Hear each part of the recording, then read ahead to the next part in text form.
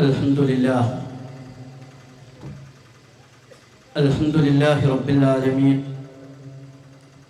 نحمده ونستعينه ونستغفره ونؤمن به ونتوكل عليه ونعوذ بالله من شرور أنفسنا ومن سيئات أعمالنا من يهده الله فلا مضل له ومن يضلل فلا هادي له ونشهد أن لا إله إلا الله وحده لا شريك له ونشهد أن محمدا عبده ورسوله أرسله بالهدى ودين الحق ليظهره على الدين كله ولو كره المشركون اللهم صل على محمد وعلى آل محمد كما صليت على إبراهيم وعلى آل إبراهيم وبارك على محمد وعلى آل محمد كما باركت على إبراهيم وعلى آل إبراهيم في العالمين إنك حميد مجيد إن نريد إلا الإصلاح ما استطعت وما توفيقي إلا بالله عليه توكلت وإليه أنيب أشهد أن لا إله إلا الله وأشهد أن محمد رسول الله أعوذ بالله السميع العليم من الشيطان الرجيم اليوم نختم على أفواههم وتكلمنا أيديهم وتشهد أرجلهم بما كانوا يكسبون صدق الله العظيم رب اشرح لي صدري ويسر لي أمري واحلل عقدة من لساني يفقهوا قولي ബഹുമാന്യനായ സുഹൃത്ത് ഖാലിദ് മൂസ നദ്വി സാഹിബ്, എൻ്റെ പ്രിയമുള്ള രക്ഷിതാക്കളെ, സഹോദരന്മാരെ, സഹോദരികളെ, അല്ലാഹു സുബ്ഹാനഹു വ തആല നമ്മെ എല്ലാവരെയും അനുഗ്രഹിക്കുമാറാവട്ടെ. വളരെ സന്തോഷമുണ്ട് നിങ്ങളെ അഭിമുഖീകരിക്കുന്നതിൽ. തീർച്ചയായും അല്ലാഹു സുബ്ഹാനഹു വ തആല നമ്മുടെ മേൽ അനുഗ്രഹം ചൊരിയുമാറാവട്ടെ. ഇസ്ലാമിന്റെ അടിസ്ഥാന ആശയങ്ങളിൽ സുപ്രധാനമാണ് പരലോക വിശ്വാസം. ഈ ജീവിതം ക്ഷണികമാണെന്നും ഈ ജീവിതത്തിന് ശേഷം മറ്റൊരു ജീവിതം വരാനുണ്ടെന്നും രക്ഷാശിക്ഷകൾ ഏറ്റുവാങ്ങേണ്ട ഒരു ജീവിതമാണത് എന്നും അതുകൊണ്ട് തന്നെ ഈ ജീവിതം പരീക്ഷണത്തിൽ അധിഷ്ഠിതമായ താൽക്കാലിക ജീവിതമാണ് എന്നുമാണ് ദീനുൽ ഇസ്ലാം നമ്മളെ പഠിപ്പിക്കുന്നത്. പരലോകം അത് ഉണ്ടാവുക തന്നെ ചെയ്യും എന്ന് അടിയുറച്ച് വിശ്വസിക്കാൻ നമുക്ക് കഴിയണം. പരിശുദ്ധ ഖുർആൻ മുത്തഖീങ്ങളെ വിശദീകരിച്ചുകൊണ്ട് പറഞ്ഞു, വഹും ബിൽ ആഖിറത്തിഹിം യൂഖിനൂൻ. മുത്തഖീങ്ങളായ സത്യവിശ്വാസികൾ പരലോകത്തിൽ ദൃഢമായി വിശ്വസിക്കുന്നവരാണ്. പരലോകം ഉണ്ട് എന്ന ഉറച്ച ബോധ്യം ഉള്ളവരായിരിക്കും. ഈ ജീവിതത്തിന് ശേഷം മറ്റൊരു ജീവിതം ഉണ്ടാവുക തന്നെ ചെയ്യും, യാതൊരു സംശയവും അതിലില്ല എന്നുറച്ച് വിശ്വസിക്കാൻ നമുക്ക് കഴിയണം. പരിശുദ്ധ ഖുർആൻ വളരെ യുക്തിഭദ്രമായി, ബുദ്ധിപരമായി ഈ ജീവിതത്തിന് ശേഷം മറ്റൊരു ജീവിതമുണ്ട് എന്ന് നമ്മളെ പഠിപ്പിക്കുന്നുണ്ട്. പരിശുദ്ധ ഖുർആൻ ചോദിച്ചു, ഇത്രയും വലിയ ആകാശലോകത്തെ സൃഷ്ടിച്ച അല്ലാഹു സുബ്ഹാനഹു വ തആലക്ക് ഒരു ലോകവും കൂടി സൃഷ്ടിക്കുവാൻ, ഒരു പരലോകം കൂടി സൃഷ്ടിക്കുവാൻ വല്ല പ്രയാസവും ഉണ്ടോ? അവലൈസല്ലദീ ഖലഖസ്സമാവാതി വൽ അർള ബിഖാദിരിൻ അലാ അൻ യഖ്ലുഖ മിസ്ലഹും ബലാ വഹുവൽ ഖല്ലാഖുൽ അലീം. കോടാനുകോടാനുകോടി നക്ഷത്രഗോളങ്ങൾ ഉൾക്കൊള്ളുന്ന ഈ മഹാപ്രപഞ്ചത്തെ സൃഷ്ടിച്ച, ആകാശഭൂമികളെ സൃഷ്ടിച്ച അല്ലാഹു അതുപോലെ ഒരു ലോകം സൃഷ്ടിക്കുവാൻ കഴിവുള്ളവനല്ലേ? അതെ, അവൻ അങ്ങേയറ്റത്തെ സൃഷ്ടി വൈഭവമുള്ള സർവജ്ഞനാണ് എന്ന് പരിശുദ്ധ ഖുർആൻ പറയുന്നു. ജനങ്ങൾ ചോദിക്കും, നമ്മളൊക്കെ മരിച്ച് മണ്ണായി, നമ്മുടെ എല്ലുകളൊക്കെ നുരുമ്പിച്ച് മണ്ണായി കഴിഞ്ഞാൽ ആരാണ് നമ്മളെ രണ്ടാമത് പുനരുജ്ജീവിപ്പിക്കുക? وضرب لنا مثلا ونسي خلقا قال من يحيي العظام وهي رميم قل يحيي الذي أنشأها أول مرة ആളുകൾ ചോദിക്കുന്നു, നമ്മുടെ എല്ലുകളൊക്കെ നുരുമ്പിച്ച് മണ്ണായി കഴിഞ്ഞാൽ ആരാണ് നമ്മളെ രണ്ടാമത് പുനരുജ്ജീവിപ്പിക്കുക? ഖുൽ നബിയെ മറുപടി കൊടുക്കുക, യുഹിയല്ലദീ അൻശഅഹാ അവ്വല മറ, ആദ്യത്തെ തവണ ആരാണോ നിങ്ങളെ സൃഷ്ടിച്ചത് അവൻ രണ്ടാമത് നിങ്ങളെ സൃഷ്ടിക്കും. നിങ്ങളെ ചോദ്യം കേട്ടാൽ തോന്നിപ്പോകും ആദ്യത്തെ തവണ നിങ്ങൾ സ്വയം സൃഷ്ടിച്ചതാണ് എന്ന്. അല്ലല്ലോ, നിങ്ങളെ സൃഷ്ടിച്ചതും നിങ്ങൾക്ക് വേണ്ടി പ്രപഞ്ചത്തെ സംവിധാനിച്ചതും അല്ലാഹുവല്ലേ. ആ അല്ലാഹുവിനെന്തേ നിങ്ങൾ മരിച്ചതിന് ശേഷം രണ്ടാമത് പുനരുജ്ജീവിപ്പിക്കുവാൻ പ്രയാസം?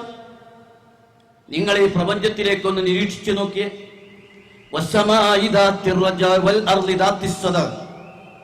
മഴ വർഷിക്കുന്ന ആകാശമാണ് സത്യം. ആകാശത്തുനിന്ന് മഴത്തുള്ളികൾ ഭൂമിയിലേക്ക് വന്ന് അവ നീരാവിയായി വീണ്ടും മുകളിലേക്ക് ഉയർന്ന് മേഘങ്ങളായി ഘനീഭവിച്ച് മഴത്തുള്ളിയായി വീണ്ടും പെയ്യുന്നത് പോലെ അല്ലാഹു തആല നിങ്ങളെ ജീവിപ്പിച്ചു, പിന്നീട് മരിപ്പിക്കും, വീണ്ടും ജീവിപ്പിക്കുമെന്ന സന്ദേശമാണ് മഴ വർഷിക്കുന്ന ആകാശം നിങ്ങൾക്ക് നൽകുന്നത് എന്ന് പരിശുദ്ധ ഖുർആൻ പഠിപ്പിക്കുന്നു. വല്ലർളി ദാത്തിസ് സദാ, പിളരുന്ന ഭൂമിയാണ് സത്യം. ഭൂമിക്കുള്ളിൽ മണ്ണിൽ ഒരു പുളിങ്കുരു കുഴിച്ചിട്ട് ഏതാനും ദിവസം കഴിയുമ്പോൾ ഭൂമിയെ പിളർത്തി പുളിങ്കുരുവിന്റെ ബീജപത്രങ്ങൾ ഭൂമിക്ക് വെളിയിലേക്ക് വരുന്നത് പോലെ അല്ലാഹു തആല ഒരിക്കൽ മരിച്ച് മണ്ണിലേക്ക് മറവ് ചെയ്യപ്പെട്ട നിങ്ങളെ രണ്ടാമതും പുനരുജ്ജീവിപ്പിക്കും എന്ന് പരിശുദ്ധ ഖുർആൻ നമ്മളെ ഓർമ്മപ്പെടുത്തുന്നു. അങ്ങനെ പരലോകം ഉണ്ടാകും എന്ന് അനിഷേധ്യമായി ഖുർആൻ സമർത്ഥിക്കുകയാണ്. അതിനെ നിഷേധിക്കാൻ ഒരു തെളിവുമില്ല. പരലോകത്തെ നിഷേധിക്കുന്നത് കൊണ്ട് യാതൊരു ഗുണവുമില്ല എന്ന് പരിശുദ്ധ ഖുർആൻ പഠിപ്പിക്കുന്നു. എന്താണ് യഥാർത്ഥത്തിൽ പരലോക ജീവിതത്തെക്കുറിച്ച് ഖുർആൻ പറയുന്നത്? ഇത് നമ്മൾ മനസ്സിലാക്കണം. കാരണം ഞാനും നിങ്ങളൊക്കെ പോകേണ്ട ഒരു സ്ഥലമാണ് പരലോകം. ഇന്ന് നമ്മുടെ ഒരു സുഹൃത്ത് പോയി, നാളെ ഇന്ന് എപ്പോഴെങ്കിലും നമ്മൾ പോകേണ്ടവരാണ്. നമുക്കിടയിൽ ഉറപ്പുള്ള ഒരു കാര്യമാണ് നമ്മൾ പോകേണ്ടി വരുന്നത്. അതുകൊണ്ട് എന്താണ് പരലോക ജീവിതത്തിൽ ഉണ്ടാകാൻ പോകുന്നത്, എന്തൊക്കെയാണ് ഖുർആൻ അതിനെക്കുറിച്ച് വിശദീകരിക്കുന്നത്, ശരിക്കും ബോധ്യം നമുക്കുണ്ടാകണം. ഇസ്ലാമിന്റെ കാഴ്ചപ്പാടിൽ ജീവിതത്തെ വേണമെങ്കിൽ 2-3 ഘട്ടങ്ങളായി തിരിക്കാം. ഒന്ന് ദുനിയാവിലെ ജീവിതം, ഹയാത്തു ദുനിയ. ജനിച്ചത് മുതൽ മരിക്കുന്നത് വരെയുള്ള ഒരു ജീവിതഘട്ടമാണ് ഹയാത്തു ദുനിയ അഥവാ ദുനിയാ ജീവിതം. രണ്ടാമത് മരിച്ചത് മുതൽ പുനരുജ്ജീവിപ്പിക്കപ്പെടുന്നത് വരെയുള്ള ഒരു ജീവിതഘട്ടം ഹയാത്തുൽ ബർസഖ്, ബർസഖിലെ ജീവിതം. രണ്ടാമത് പുനരുജ്ജീവിപ്പിക്കപ്പെട്ടത് മുതൽ അനന്തമായ ജീവിത കാലഘട്ടം ഹയാത്തുൽ ആഖിറ, പാരത്രിക ജീവിതം. അല്ലെങ്കിൽ രണ്ടായി തിരിക്കാം. ജനിച്ച് മരിക്കുന്നത് വരെ ഹയാത്തു ദുനിയ, ദുനിയാ ജീവിതം. മരണം മുതൽക്ക് അങ്ങോട്ട് പാരത്രിക ജീവിതം.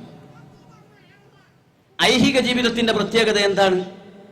അല്ലദീ ഖലഖൽ മൗത വൽ ഹയാത ലിയബ്ലുവക്കും അയ്യുക്കും അഹ്സനു അമലാ. നിങ്ങളുടെ കൂട്ടത്തിൽ ഏറ്റവും നല്ല നന്മ ചെയ്യുന്നവരാര്, തിന്മ ചെയ്യുന്നവരാര് എന്ന് പരീക്ഷിച്ചറിയാൻ വേണ്ടിയാണ് ജീവിതവും മരണവും അള്ളാഹു നിശ്ചയിച്ചത്. ഈ ജീവിതത്തിന്റെ ഉദ്ദേശം അള്ളാഹുവിനെ അംഗീകരിക്കുന്നവരാര്, അംഗീകരിക്കാത്തവരാര് എന്ന് പരിശോധിച്ചറിയാനാണ്. ആരാണ് അള്ളാഹിനെ അംഗീകരിക്കുന്ന ആള്, ആരാണ് സത്യവിശ്വാസി, ആരാണ് അള്ളാഹുവിനെ നിഷേധിക്കുന്നവൻ, ഇത് പരിശോധിക്കലാണ് ഈ ജീവിതത്തിന്റെ ലക്ഷ്യം. ദുനിയാ ജീവിതം അടിസ്ഥാനപരമായ രക്ഷാശിക്ഷയുടെ ലോകമല്ല. ഇവിടെ അള്ളാഹുവിനെ അംഗീകരിച്ച് ജീവിക്കുന്ന നല്ല മനുഷ്യനെ അള്ളാഹു തആല കടുത്ത ഭാഷയിൽ പരീക്ഷിച്ചെന്ന് വന്നേക്കാം. അള്ളാഹുവിനെ നിഷേധിക്കുന്ന ആൾക്ക് അള്ളാഹു അനുഗ്രഹങ്ങൾ ചൊരിഞ്ഞു എന്ന് വന്നേക്കാം. അള്ളാഹുവിന്റെ അനുഗ്രഹമായ മഴ പെയ്യുമ്പോ നിഷേധിയുടെ പറമ്പിലും അല്ലാത്തവന്റെ വിശ്വാസിയുടെ പറമ്പിലും ഒക്കെ ഒരുപോലെ പെയ്തെന്ന് വന്നേക്കാം. കാരണം ഐഹിക ജീവിതം അടിസ്ഥാനപരമായ രക്ഷാശിക്ഷയുടെ ലോകമല്ല. എന്നാൽ പാരത്രിക ജീവിതം അത് അടിസ്ഥാനപരമായ രക്ഷാശിക്ഷയുടെ ലോകമാണ്. ഐഹിക ജീവിതത്തിൽ നിന്ന് പരലോക ജീവിതത്തിലേക്ക് നമ്മൾ പ്രവേശിക്കുന്നത് മരണത്തോടു കൂടിയാണ്.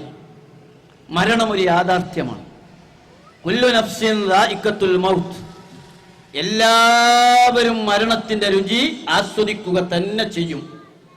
നഹ്നു ഖദ്ദർനാ ബൈനക്കുമുൽ മൗത്ത് വമാ നഹ്നു ബിമസ്ബൂഖീൻ. എല്ലാവർക്കും ഒരു മരണം അല്ലാഹു നിശ്ചയിച്ചു വെച്ചിട്ടുണ്ട്. ആ മരണത്തെ മുൻകടക്കാൻ ഒരാൾക്കും കഴിയില്ല. വലക്കും ഫിൽ അർദി മുസ്തഖറും വമതാഉൻ ഇലാഹീൻ. എല്ലാവർക്കും ദുനിയാവിൽ ഒരു ജീവിത വിഭവവും ഇടവും അല്ലാഹു നിശ്ചയിച്ചു വെച്ചിട്ടുണ്ട്. അത് കഴിഞ്ഞാൽ ഇവിടെ നിന്ന് പോയേ പറ്റൂ. കാരണം മരണം എന്ന് പറയുന്നത് നമ്മൾ ചിന്തിച്ചാൽ വല്ലാത്തൊരു സംഭവമാണ്.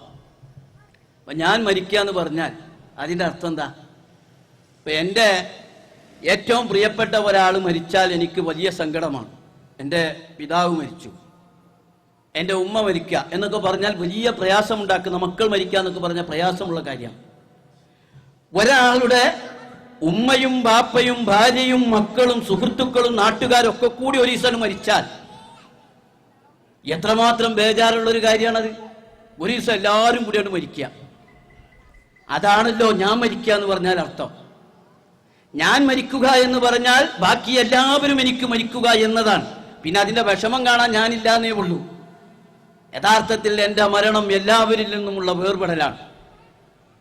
ആ മരണം അത് അല്ലാഹു തആല നിശ്ചയിച്ച വിധത്തിൽ തന്നെ പിടികൂടും.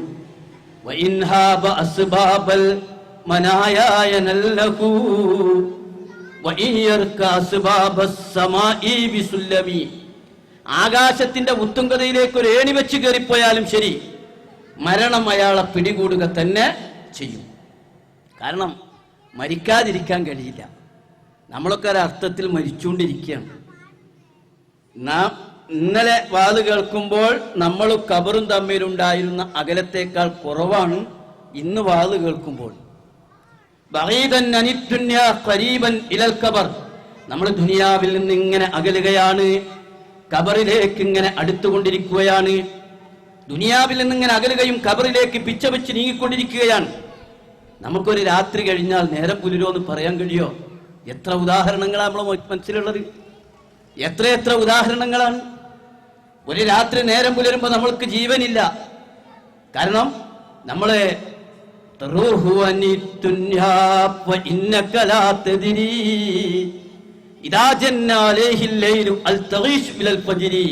നമ്മൾ ദുനിയാവിൽ നിന്ന് ഇങ്ങനെ നീങ്ങുകയാണ്. ഒരു രാത്രി പിന്നിട്ട് കഴിഞ്ഞാൽ നേരം പുലരുമോ എന്നൊരാൾക്ക് പറയാൻ കഴിയില്ല. ചിലപ്പോൾ ചെറുപ്പക്കാരായ ആളുകൾ വിചാരിക്കും വയസ്സായ ആൾക്കാരാണല്ലോ മരിക്കാൻ. പക്ഷേ വല്യപ്പ ജീവിച്ചിരിക്കുമ്പോഴായിരിക്കും ചെറുപ്പക്കാരെ അല്ലാഹു തആല വിളിച്ചുകൊണ്ട് പോകുക.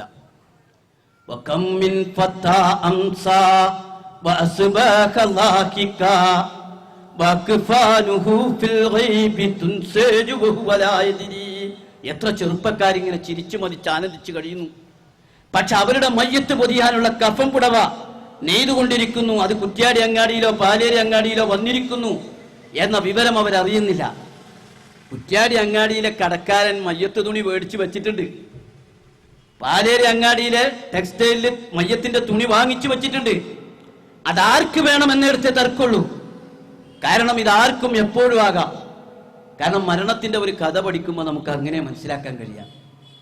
ചിലപ്പോൾ നല്ല ആരോഗ്യവാന്മാരായ ആളുകൾ അള്ളാഹുവിലേക്ക് യാത്ര പോകും, നല്ല രോഗികളായ ആളുകൾ അവിടെ ജീവിച്ചു എന്ന് വരും.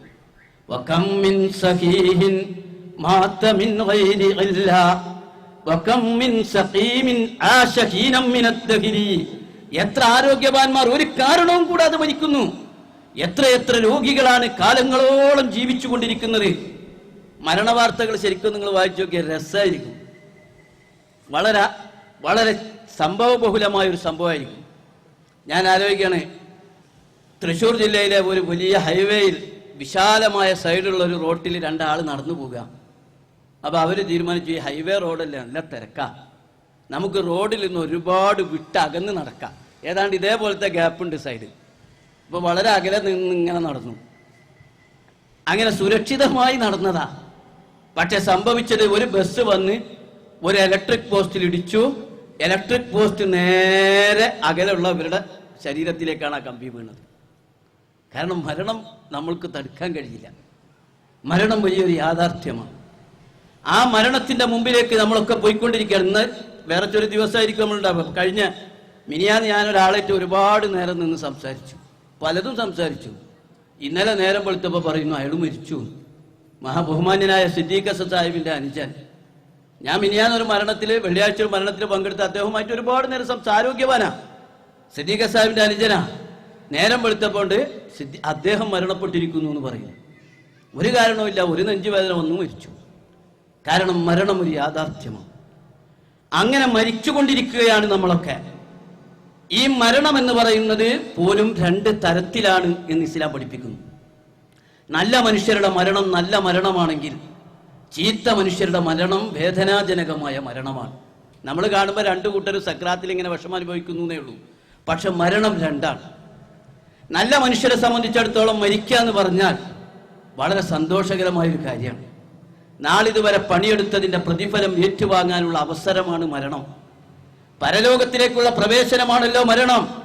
ഇക്കണ്ട കാലം അള്ളാഹുവിനെ ഇബാദത്ത് ചെയ്ത് ജീവിച്ചതിന്റെ പ്രതിഫലം ഏറ്റുവാങ്ങാൻ അള്ളാഹു തആല ഒരുക്കുന്ന അവസരമാണ് മരണം. അതുകൊണ്ട് സത്യവിശ്വാസി മരണത്തെ പ്രതീക്ഷിക്കുന്നു. മരണത്തോട് അയാൾക്ക് ബേജാറില്ല. അതേസമയം സത്യനിഷേധിക്കോ മരിക്കുക എന്ന് പറഞ്ഞാൽ ബേജാറിന്റെ അറ്റാണ്. അഥവാ ജീവിതം അവസാനിക്കാൻ പോവുകയാണ്. ഇനി മതവിശ്വാസികളെങ്ങാനും പറയുന്ന പോലെ ഒരു പരലോകം ഉണ്ടെങ്കിൽ ശിക്ഷ ആരംഭിക്കാൻ പോവുകയാണ്. അതുകൊണ്ടാണല്ലോ യഹൂദികള് ഞങ്ങളാണ് അള്ളാഹുവിന്റെ ഏറ്റവും അടുത്ത ആളുകൾ എന്ന വാദം ഉന്നയിച്ചപ്പോ പരിശുദ്ധ ഖുർആൻ അവരോട് ചോദിച്ചത് ഖുൽയാ അയ്യുഹല്ലദീന ഹാദു ഇൻ സഅംതും അന്നകും മൗലിയാഉ ലില്ലാഹി മിൻ ദൂനിന്നാസി ഫതമന്നവുൽ മൗത ഇൻ കുൻതും സാദിഖീൻ. യഹൂദരെ, നിങ്ങളാണ് അള്ളാഹുവിന്റെ ഏറ്റവും അടുത്ത ആളുകൾ എന്ന വാദം നിങ്ങൾക്കുണ്ടെങ്കിൽ നിങ്ങളൊന്ന് മരിക്കാൻ ആഗ്രഹിക്ക്, നിങ്ങളൊന്ന് മരണത്തെ ആഗ്രഹിക്ക്. വലാ യതമന്നൗനഹു അബദൻ ബിമാ ഖദ്ദമത് ഐദീഹിം. പക്ഷെ തങ്ങൾ ചെയ്തു കൂട്ടിയ കർമ്മത്തിന്റെ ഫലമായി മരിക്കാൻ അവരൊരിക്കലും ആഗ്രഹിക്കില്ല. സത്യവിശ്വാസിക്ക് മരിക്കുക എന്ന് പറഞ്ഞാൽ ഒരു ബേജാറുമില്ല.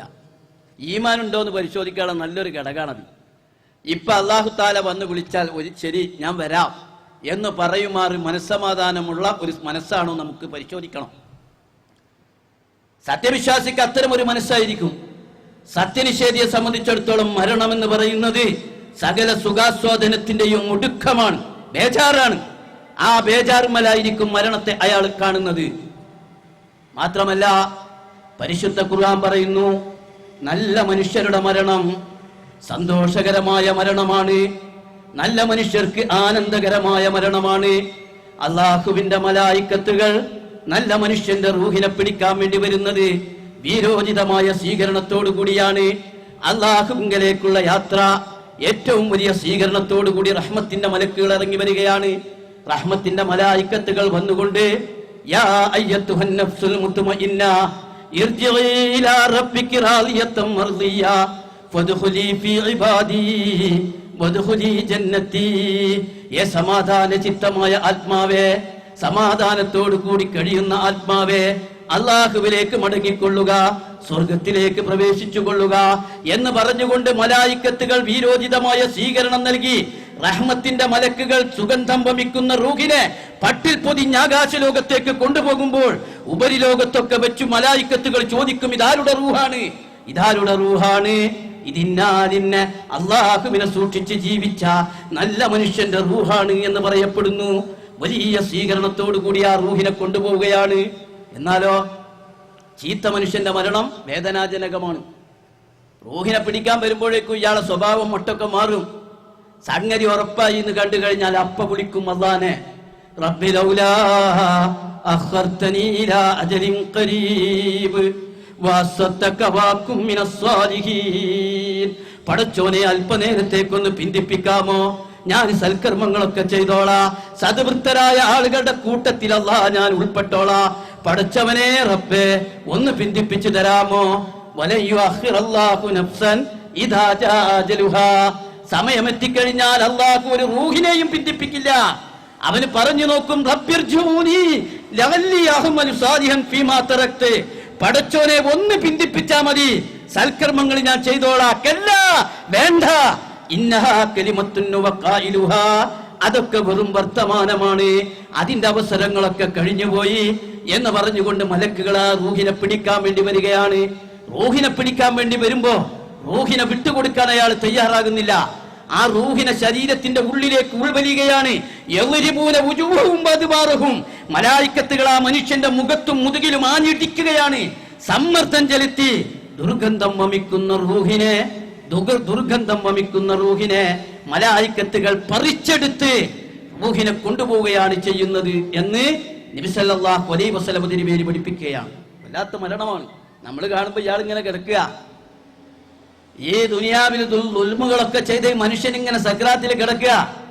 പക്ഷേ നമ്മള് ഈ മനുഷ്യനെ മലായിക്കത്തുകൾ ഇടിച്ച് സമ്മർദ്ദം ചെലുത്തി ആ റൂഹിനെ കൊണ്ടുപോവുകയാണ് ചെയ്യുന്നത് എന്ന് പരിശുദ്ധ ഖുർആനും ഹദീസും നമ്മളെ പഠിപ്പിക്കുകയാണ്.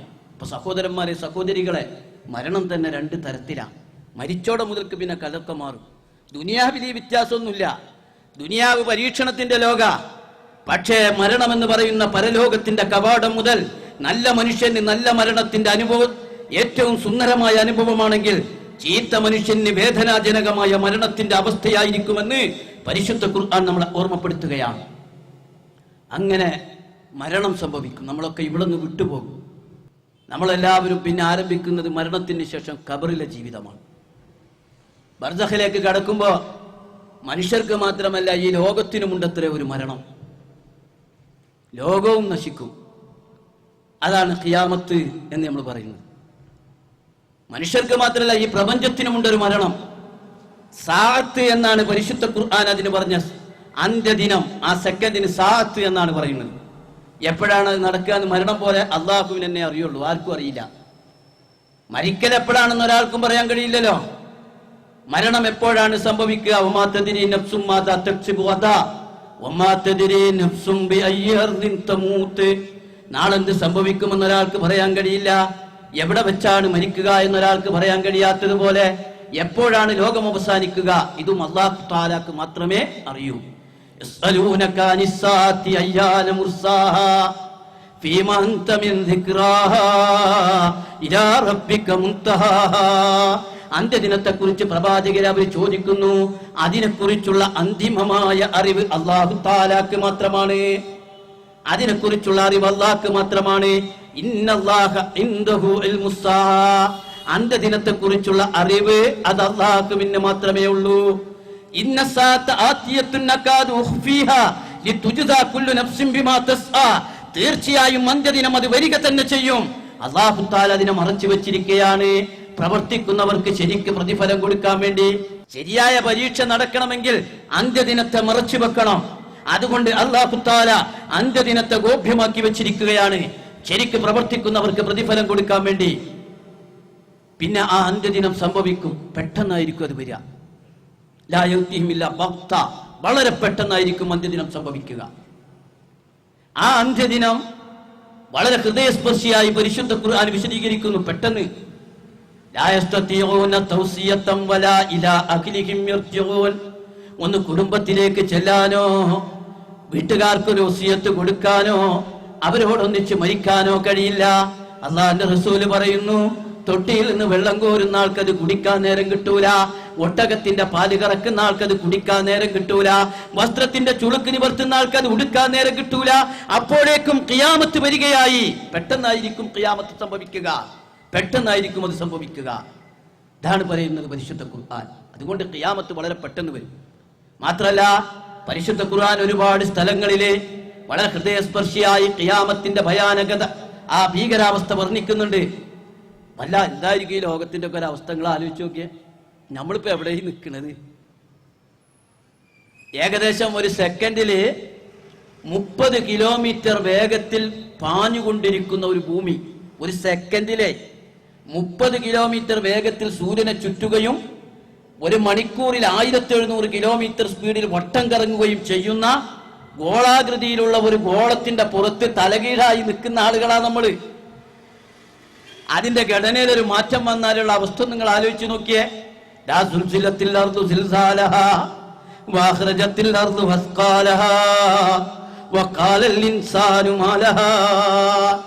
ഹൃദയസ്പർശിയായി ഖുർആൻ പറയുന്നു, ഭൂമി കിടുകിടാ വിറപ്പിക്കപ്പെടുകയും ഭൂമി അതിന്റെ ഭാരങ്ങളെ പുറന്തള്ളുകയും മനുഷ്യരൊക്കെ ചോദിച്ചു പോകും, അല്ലാ ഈ ഭൂമിക്ക് എന്ത് പറ്റിപ്പോയി, എന്താണ് ഭൂമിക്ക് പറ്റിപ്പോയത് എന്ന് മനുഷ്യൻ ചോദിച്ചു പോകുമെന്ന് പരിശുദ്ധ ഖുർആൻ പറയുന്നു. ഇന്ന സൽസലത്തസ്സാഅത്തി ശൈഉൻ അദീം യൗമ തറൗനഹാ തദ്ഖലു കുല്ലു മുദ്ദാത്തിൻ അമ്മാ അർളാത് വതളഉ കുല്ലു ദാത്തി ഹംലിൻ നംലഹാ വതറന്നാസ സുക്കാറാ വമാ ഹും ബിസുക്കാറാ വലാകിൻ അദാബല്ലാഹി ശദീദ്. അന്ത്യദിനത്തിന്റെ പ്രകമ്പനം വളരെ ഭീകരമാണ്. ഗർഭിണികൾ പ്രസവിച്ചു പോകുന്ന, മുല കൊടുക്കുന്ന ഉമ്മമാർ അവരുടെ കുഞ്ഞുങ്ങളെ ഉപേക്ഷിച്ചു പോകുന്ന, മത്ത പിടിച്ചവരെ പോലെ ആളുകൾ ഓടിക്കൊണ്ടിരിക്കുന്ന മത്തന്മാരല്ല കേട്ടോ അവര്. അള്ളാഹുവിന്റെ ശിക്ഷ അത്ര ഗൗരവമുള്ളതാണ്. അതാകുന്നു ഖിയാമത്തിന്റെ അവസ്ഥ എന്ന് പരിശുദ്ധ ഖുർആൻ സൂറത്ത് ഹജ്ജിൽ വിശദീകരിക്കുന്നു. വല്ലാത്ത അവസ്ഥ. എന്ത് ഭീകരാവസ്ഥ ഉണ്ടായാലും ഉമ്മ കുഞ്ഞിനെ വിട്ടുകൊടുക്കൂല. പക്ഷേ കുഞ്ഞിനെ പോലെ ഉപേക്ഷിച്ച് ഓടുന്ന അവസ്ഥയായിരിക്കുമെന്ന് ഖുർആൻ വിശദീകരിക്കുകയാണ്.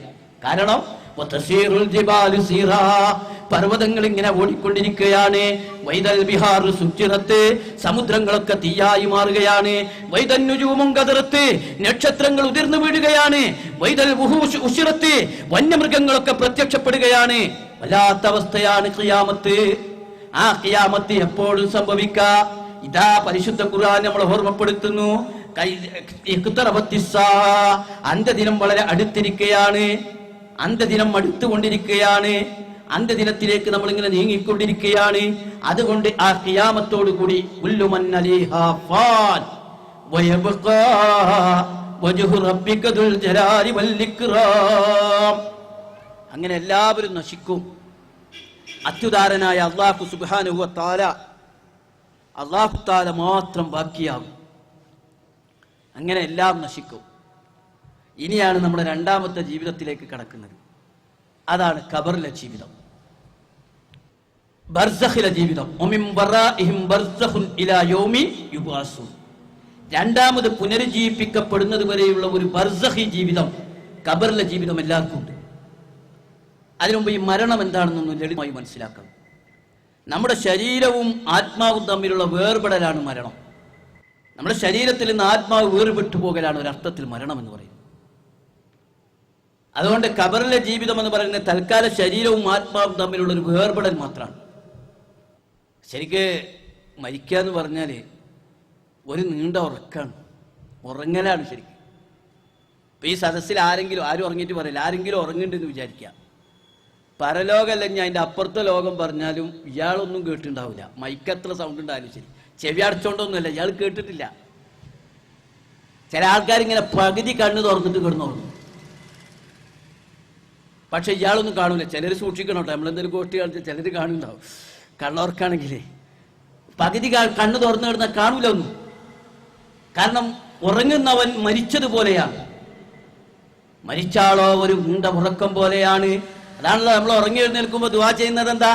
അൽഹംദുലില്ലാഹില്ലദീ അഹ്യാനാ ബഅദമാ അമാതനാ വഇലൈഹിൻ നുശൂർ. പടച്ചവനെ ഒന്ന് മരിപ്പിച്ചതിന് ശേഷം പുനരുജ്ജീവിപ്പിച്ച അല്ലാഹ്, നിനക്ക് സർവസ്തുതിയും. അല്ലേ, ഇതുവരെ അല്ലാഹ് ഒരു മരിച്ച പോലെയായിരുന്നു. അല്ലാഹു യതവഫൽ അൻഫുസ ഹീന മൗതിഹാ വല്ലതി ലം തമുത് ഫി മനാമിഹാ. ഖുർആൻ പറയാ, അല്ലാഹു മരണസമയത്തും ഉറക്ക സമയത്തൊക്കെ നമ്മുടെ റൂഹിനെ പിടിക്കും. ഉറക്ക സമയത്ത് ആ റൂഹിനെ കണ്ട് വിട്ടുതരും, മരണസമയത്ത് വിട്ടുതരൂല. ഇതാണ്. അപ്പൊ ഒരാൾ മരിച്ചാൽ അയാൾ ഒരു നീണ്ട ഉറക്കം പോലെ ആയിരിക്കും, ഒരു നീണ്ട ഉറക്കം പോലെ ആയിരിക്കും. ഈ ഉറക്കത്തിൽ സംഭവിക്കുന്ന പ്രതിഭാസം എന്താ? ഒരെണ്ണം സ്വപ്നം കാണല. ഉറക്കത്തിൽ സ്വപ്നമായിരിക്കുമല്ലോ ഉണ്ടാകുക. അപ്പോൾ നമ്മളിങ്ങനെ ഒരു പാമ്പ് ഇങ്ങനെ കൊത്താൻ വന്നെന്ന് വിചാരിക്കുക. നമ്മൾ സാധാരണ ജീവിതത്തിൽ കാണുന്ന സ്വപ്ന, അങ്ങനെ പാമ്പ് അങ്ങോട്ടാക്കി അവസാനം നമ്മളൊരൊറ്റ കൊത്തുമ്പോൾ നമ്മൾ ഞെട്ടി ഉണരുമ്പോൾ ആ പടച്ചോനെ ഒരു പാമ്പിനെ കണ്ട് എല്ലാ ബേജാറും നമ്മൾ അനുഭവിച്ചിട്ടുണ്ടാവും. സ്വപ്നമായിരുന്നു അല്ലേ, ആശ്വാസം കൊള്ളും. നെഞ്ചത്ത് കൈവച്ച് നോക്കിയാൽ പടക്കുണ്ടാവും. കാരണം സ്വപ്നം എന്ന് പറഞ്ഞിട്ട് കാര്യമില്ല, നമ്മളിതൊക്കെ അനുഭവിക്കുന്നുണ്ട്. അതേപോലെ ചിലപ്പോൾ ഞായറാഴ്ച ദിവസം ഒരു കല്യാണ വീട്ടിലൊക്കെ പോയി ഭക്ഷണത്തിന് ക്ഷണിച്ചു. നല്ല വിഭവസമൃദ്ധമായ നിങ്ങളെ പത്തലൊക്കെ കൂടിയുള്ള ഒരു നല്ല ഭക്ഷണം. അതിങ്ങനെ കഴിക്കാൻ വേണ്ടി കയ്യിലിങ്ങനെ എടുത്ത് ഏതാണ്ട് ഇവിടെ ഇങ്ങനെ എത്തുമ്പോഴായിരിക്കും മിക്കവാറും സുബഹി ബാങ്ക് കൊടുക്കുക, ഭാര്യ വിളിച്ചോളത്തെ ചെയ്യുക. അപ്പം നമുക്കൊരു ബിരിയാണി നഷ്ടപ്പെട്ട ഒരു ചമ്മൽ അനുഭവപ്പെടും. കാരണം സ്വപ്നം എന്ന് പറഞ്ഞിട്ട് കാര്യമില്ല. ഇത് ജീവിതത്തിന്റെ സ്വപ്നങ്ങളുടെ രണ്ടവസ്ഥകളാണെങ്കിൽ, അള്ളാഹുവിന്റെ ശിക്ഷയുടെ രൂപത്തിലാണെങ്കിലോ അള്ളാഹുവിന്റെ രക്ഷയുടെ രൂപത്തിലാണെങ്കിലോ فحاك بآل فرعون سوء العذاب النار يعرضون عليها عدوا وعشيا. ഫിറഔനിനെ അള്ളാഹുവിന്റെ കടുത്ത ശിക്ഷയാണ്. രാവിലെയും വൈകുന്നേരവും ഫിറഔനിൻ നരകം ഇങ്ങനെ കാണിച്ചു കൊടുക്കും. ഹാദാ മക്കാദുക, ഇതാകുന്നു നിന്റെ ഇരിപ്പിടം. ഖബറിൽ കഴിയുന്ന ഫിറഔനിനെ നരകം ഇങ്ങനെ കാണിച്ചു കൊടുക്കുകയാണ്. ഇതാകുന്നു ഇരിപ്പിടം, ഇതാണ് നിന്റെ ഇടം എന്ന് ഫിറഔനിന് ഇങ്ങനെ കാണിച്ചു കൊടുക്കുകയാണ്. അപ്പൊ ഖബറിൽ കഴിയുമ്പോഴും നമ്മൾ രക്ഷാശിക്ഷ അനുഭവിക്കുന്നു. വനുഅദ്ദിബുഹും മർറത്തൈനി സുമ്മ യുറത്തൂന ഇലാ അദാബിൻ അലീം. 2 തവണ നിങ്ങളെ ശിക്ഷിച്ചിട്ടാണ് വലിയ ശിക്ഷയിലേക്ക് നയിക്കുക. ഇതിനെക്കുറിച്ച് മുഫസ്സിറുകൾ പറയുന്നത്, ആദ്യത്തെ ശിക്ഷ ദുനിയാവിലെ പരീക്ഷണങ്ങളും, രണ്ടാമത്തെ ശിക്ഷ ഖബറിലെ ശിക്ഷയും, തുടർന്നാണ് നരകശിക്ഷയിലേക്ക് നയിക്കപ്പെടുക. അപ്പൊ ഖബറിലുമുണ്ട് രക്ഷാശിക്ഷകൾ. അതുകൊണ്ടാണ് നിസ്കാരത്തിൽ നമ്മൾ ദുആ ചെയ്യുന്നത് മിൻ അദാബിൽ ഖബരി വമിൻ അദാബിൻ നാർ. ഖബറിലെ അദാബിൽ നിന്നല്ലാ ഞാൻ രക്ഷ തേടുന്നു. അതുകൊണ്ടാണ് മയ്യത്ത് ഖബറിൽ വെച്ച ഉടനെ അള്ളാഹുവിന്റെ മലായിക്കത്തുകൾ ആ മനുഷ്യനെ ചോദ്യം ചെയ്യാൻ വേണ്ടി വരുമ്പോൾ അള്ളാഹുവിനെ വിളിച്ചുകൊണ്ട് നമ്മൾ ദുആ ചെയ്യുകയാണ്. അല്ലാഹുമ്മ സബ്ബിത്തുഹു ഇൻദസ്സുആൽ. പടച്ചവനെ ചോദ്യം ചെയ്യുന്ന വേളയിൽ ഈ മയ്യത്തിന് നീ സ്ഥൈര്യം കൊടുക്കണമേ. അല്ലാഹുമ്മ അൽഹിംഹുൽ ജവാബ്. പടച്ചവനെ ഉത്തരം തോന്നിപ്പിക്കണമേ അല്ലാ. ആരെ വിളിച്ചാ പ്രാർത്ഥിക്കുന്നത്? അല്ലാഹനെ. അല്ലാഹുമ്മ ആമിൻഹു മിൻ കുല്ലിൽ ഫസാൽ. പടച്ചവനെ എല്ലാ സന്നിഗ്ധ ഘട്ടത്തിലും നിർഭയത്വം കൊടുക്കണമേ. അല്ലാഹുമ്മ ഗ്ഫിർ ലഹു വർഹംഹു. പടച്ചവനെ കരുണ ചെയ്യണമേ, പുറത്തു കൊടുക്കണമേ. അല്ലാഹുമ്മ ജാഫിൽ ഖബ്റൻ ജംബൈ. പടച്ചവനെ ഖബറിന്റെ ഇരു പാർശ്വങ്ങളും നീ വിശാലമാക്കി കൊടുക്കണേ. അള്ളാനെ വിളിച്ച് ദുആ ചെയ്യാണ്. അള്ളാനെ വിളിച്ചല്ലാതെ ഖബറിലെ ആളെ വിളിച്ചിട്ട് കാര്യമില്ലല്ലോ. ഖബറിലെ ആൾ മരിച്ചെടുക്കില്ല, മരിച്ച ആളെ വിളിച്ചിട്ട് എന്താ കാര്യം? ലവിസ്തമത ലൗനാദീത ഹയ്യ വലാകിൻ ലാ ഹയാത ലിമൻ തുനാദി വലൗ നാറൻ നഫഖത് ബിആ അല്ലാഅത് വലാകിൻ അൻത തൻഫഖു ഫീ റമാദി. അവർ കവി പാടിയതാ. കവി ചോദിച്ചു, ലവിസ്തമത ലൗനാദീത ഹയ്യ. നീ ജീവിച്ചിരിക്കുന്ന ആളെയാണ് വിളിച്ചിരുന്നെങ്കിൽ വിളി കേട്ടേനെ. പക്ഷെ പക്ഷെ നീ വിളിക്കുന്ന ആൾക്ക് ജീവനില്ലല്ലോ. നീ ഊതിക്കൊണ്ടിരിക്കുന്നത് തീയിലാണെങ്കിൽ അത് ആളിക്കത്തിയനെ. പക്ഷെ പക്ഷെ നീ ഊതുന്നത് ചാരത്തിലായിപ്പോയല്ലോ. അതുകൊണ്ട് മരിച്ചാളെ വിളിച്ചിട്ടല്ല ദുആ ചെയ്യുന്നത്. മരിച്ചാൾക്ക് വേണ്ടി എന്നും ജീവിച്ചിരിക്കുന്ന മരിക്കാത്ത ഹയ്യുൽ ഖയ്യൂമായ അല്ലാഹനെ വിളിച്ചുകൊണ്ട് നമ്മൾ ദുആ ചെയ്യണം. അല്ലാഹുവേ സ്ഥൈര്യം കൊടുക്കണേ, അല്ലാഹുവേ പുറത്തു കൊടുക്കണേ, അല്ലാഹുവേ ഖബറിനെ വിശാലമാക്കണേ, അല്ലാഹുവേ നിർഭയത്വം നൽകണമേ എന്ന് നമ്മൾ അല്ലാഹനെ വിളിച്ച് ദുആ ചെയ്യുകയാണ്. അങ്ങനെ ആ ഖബറിൽ നമ്മൾ കഴിയാണ്. ഖബറിലുമുണ്ട് ഇങ്ങനെ രക്ഷാശിക്ഷകൾ. പിന്നീടാണ് അങ്ങനെ എല്ലാ മനുഷ്യരും ആ ഘട്ടം കഴിയുന്നതോടുകൂടിയാണ് പുനരുജ്ജീവിപ്പിക്കപ്പെടുന്നത്.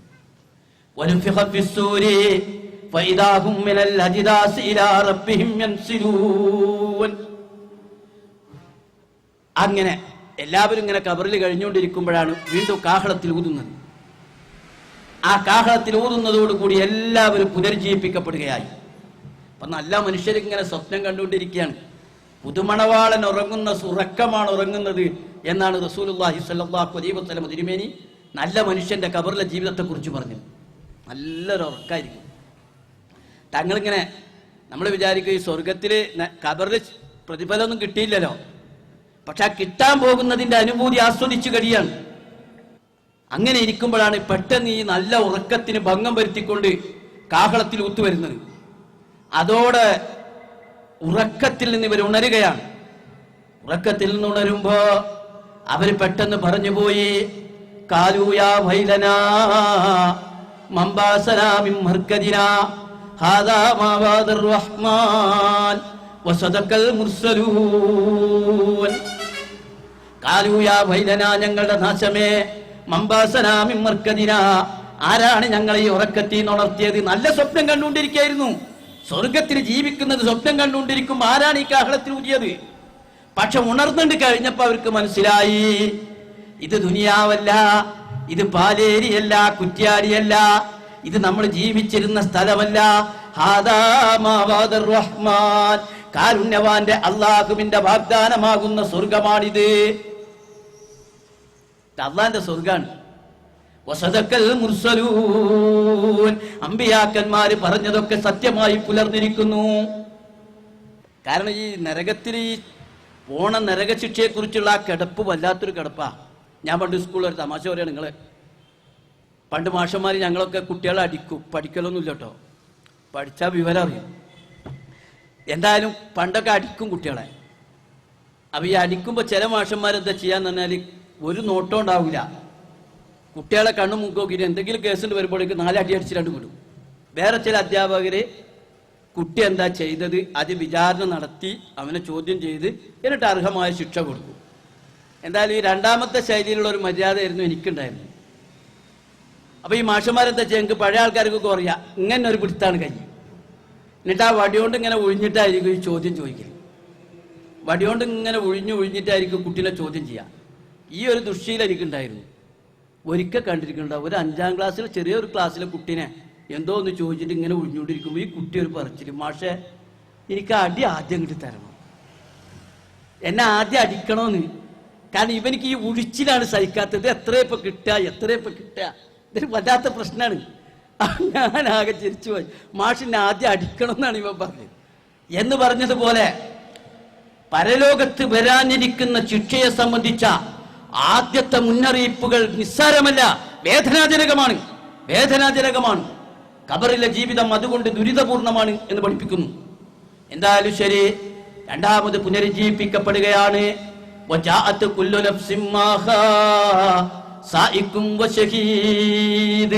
ഒരു വഴികാട്ടിയും നയിക്കുന്നവരുമായി ഓരോരുത്തരെ ഖബറിൽ നിന്ന് ഇങ്ങനെ അറസ്റ്റ് ചെയ്തിട്ട് കൊണ്ടുവരികയാണ്. അങ്ങനെ എല്ലാവരെയും ഒരുമിപ്പിച്ചു കൂട്ടുന്ന സ്ഥലമാകുന്നു മഹ്ശറ. ഞാൻ പറയണത് ഏതോ ഡിക്റ്റേറ്റീവ് നോവലിലെ കഥ ഒന്നുമല്ല. ഇന്നല്ലെങ്കിൽ നാളെ നമ്മളൊക്കെ പോകേണ്ട സ്ഥലങ്ങളാ, നമ്മൾ പോകേണ്ട സ്ഥലമാണ് മഹ്ശറ. ആ മഹ്ശറയെ കുറിച്ച് നമ്മൾ മനസ്സിലാക്കണം. എല്ലാവരും നമ്മുടെ മുമ്പിൽ ഇങ്ങനെ ഒത്തുകൂടുന്ന സ്ഥലമാണ് മഹ്ശറ. എല്ലാവരും അള്ളാഹുവിന്റെ മുന്നിൽ. ആ മഹ്ശറ അത്യധികം തീഷ്ണമാണ് മഹ്ശറ. യൗമ ലാ യജ്സി വാലിദുൻ അൻ വലദിഹി ശൈആ വലാ മൗലൂദുൻ വജാസിൻ അൻ വാലിദിഹി ശൈആ. പിതാവ് മകന് ഉപകരിക്കാത്ത, മകൻ പിതാവിന് ഉപകാരം ചെയ്യാത്ത ദിവസമാണ് മഹ്ശറ. ഫലാ അൻസാബ ബൈനഹും, ഒരു കുടുംബ ബന്ധവും മഹ്ശറയിലില്ല.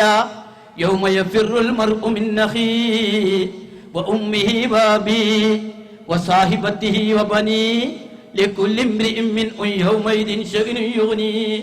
സഹോദരങ്ങളിൽ നിന്ന്, ഉമ്മയിൽ നിന്ന്, വാപ്പയിൽ നിന്ന്, വേണ്ടപ്പെട്ടവരിൽ നിന്നൊക്കെ ഓടിയകലുന്ന ദിവസമാണ് മഹ്ശറ. ഓരോരുത്തരും അവരവരുടെ കാര്യം മാത്രം നോക്കുന്ന, നഫ്സി നഫ്സി, എന്റെ കാര്യം എന്തായി എന്ന് മാത്രം നോക്കുന്ന ദിവസമാണ് മഹ്ശറ. ലൗ യഫ്തദീ മിൻ അദാബി യൗമൈദിൻ ബിബനീ. സ്വന്തം മക്കളെയും വേണ്ടപ്പെട്ടവരെയും ദണ്ഡം കൊടുത്തിട്ട് തനിക്കൊന്ന് രക്ഷപ്പെട്ട് കിട്ടിയെങ്കിൽ എന്ന് മനുഷ്യൻ ചിന്തിച്ചു പോകുന്ന ദിവസമാണ് മഹ്ശറ. സൂര്യൻ തലക്ക് മുകളിൽ എന്ന് പറയുമാറ് തീഷ്ണമാണ് മഹ്ശറ. ആ മഹ്ശറയിലാണ് എല്ലാവരും ഒരുമിപ്പിച്ചു കൂട്ടിയിരിക്കുന്നത്. അള്ളാന്റെ റസൂല് പറയുന്നു, നഗ്നരും നഗ്നപാതരുമായിരിക്കും മഹ്ശറയിൽ ഒരുമിപ്പിച്ചു കൂട്ടപ്പെട്ടവര്. ആയിഷ റളിയല്ലാഹു അൻഹ ചോദിച്ചു, അള്ളാന്റെ റസൂലെ, തങ്ങളുടെ നഗ്നത പരസ്പരം കാണില്ലേ? ആയ റസൂലുള്ള മറുപടി കൊടുത്തു, ആയിഷ, നീ എന്താ ചോദിക്കുന്നത്? തങ്ങൾ നഗ്നരാണെന്നോ മറ്റുള്ളവർ നഗ്നരാണെന്നോ തോന്നാത്ത വിധം ബേജാറിന്റെ കൊടുമുടിയിലായിരിക്കും മനുഷ്യര്. അത്തരം ഒരു വികാരമില്ലാത്ത അവസ്ഥയിലായിരിക്കും മനുഷ്യര്. യുവത്വ ഘടനയിലായിരിക്കും എല്ലാവരെയും മഹ്ശറയിൽ ഹാജരാക്കുന്നത്. അങ്ങനെ എല്ലാവരും തങ്ങളുടെ ഭാഗധേയം എന്തായി എന്നറിയാൻ വേണ്ടി നിൽക്കുന്ന ഒരു നിൽപ്പുണ്ട്. അതാണ് മഹ്ശറ. അപ്പുറത്ത് വാപ്പ നിൽക്കുന്നുണ്ടാവും, ആരും നിൽക്കുന്നുണ്ടാവും, പക്ഷെ ഒരു പരിഗണനയില്ല. ഞാൻ ആ മഹ്ശറയുടെ ഒരു, നമ്മൾക്കത് മനസ്സിലാവുമല്ലോ. ദുനിയാവിൽ തന്നെ നമുക്ക് അറിഞ്ഞൂടെ? നിങ്ങളൊന്ന് ആലോചിച്ച് നോക്കിയേ. അല്ലാഹു തആല നമുക്ക് ചില നിസ്സഹായതകൾ പഠിപ്പിച്ചു തന്നിട്ടില്ലേ? ഇപ്പം മരിക്കാൻ നേരത്ത് വലിയ വാപ്പ, ഒരുപാട് മക്കള്, അയാൾ വലിയ നേതാവ്, ഒരുപാട് അനുയായികള്, ഒരുപാട് സമ്പത്ത് എല്ലാമുള്ള ആളിങ്ങനെ കിടക്കുമ്പോ ചുറ്റും നിൽക്കുന്നവർ നിസ്സഹായരായി നിന്ന് കൊടുത്തിട്ട് ഒറ്റക്കണ്ട് പോണത് നമ്മൾ കണ്ടിട്ടില്ലേ? ഞാൻ ഈ തൃശ്ശൂർ മെഡിക്കൽ കോളേജിലെ മുസ്ലിം കുട്ടികൾക്ക് ഇടയ്ക്ക് ക്ലാസ് എടുത്തു കൊടുക്കാൻ പോകാറുണ്ട്, ഖുർആൻ ക്ലാസ് എടുക്കാൻ പോകാറുണ്ട്. അങ്ങനെ പോകുമ്പോൾ ഒരു ദിവസം ചെന്ന് നോക്കുമ്പോൾ ഒരു 10-60 കുട്ടികളുണ്ട്. എല്ലാം ഇങ്ങനെ വിഷമിച്ച് ദുഃഖിച്ച് ഭയങ്കര വിഷമം എല്ലാവർക്കും. ക്ലാസ്സൊക്കെ കുറച്ചെത്തിയപ്പോൾ എനിക്ക് ഇവരുടെ മുഖം കണ്ടിട്ട് ഇതായില്ല. ഞാൻ ചോദിച്ചു, എന്തെങ്കിലും എല്ലാവരും ഇങ്ങനെ ഡെസ്പായിട്ടിരിക്കുന്നത്, എന്താ? അപ്പോൾ അവർ പറഞ്ഞു, സാറേ, ഇന്നലെ ഞങ്ങളുടെ ഒരു സാർ മരണപ്പെട്ടു.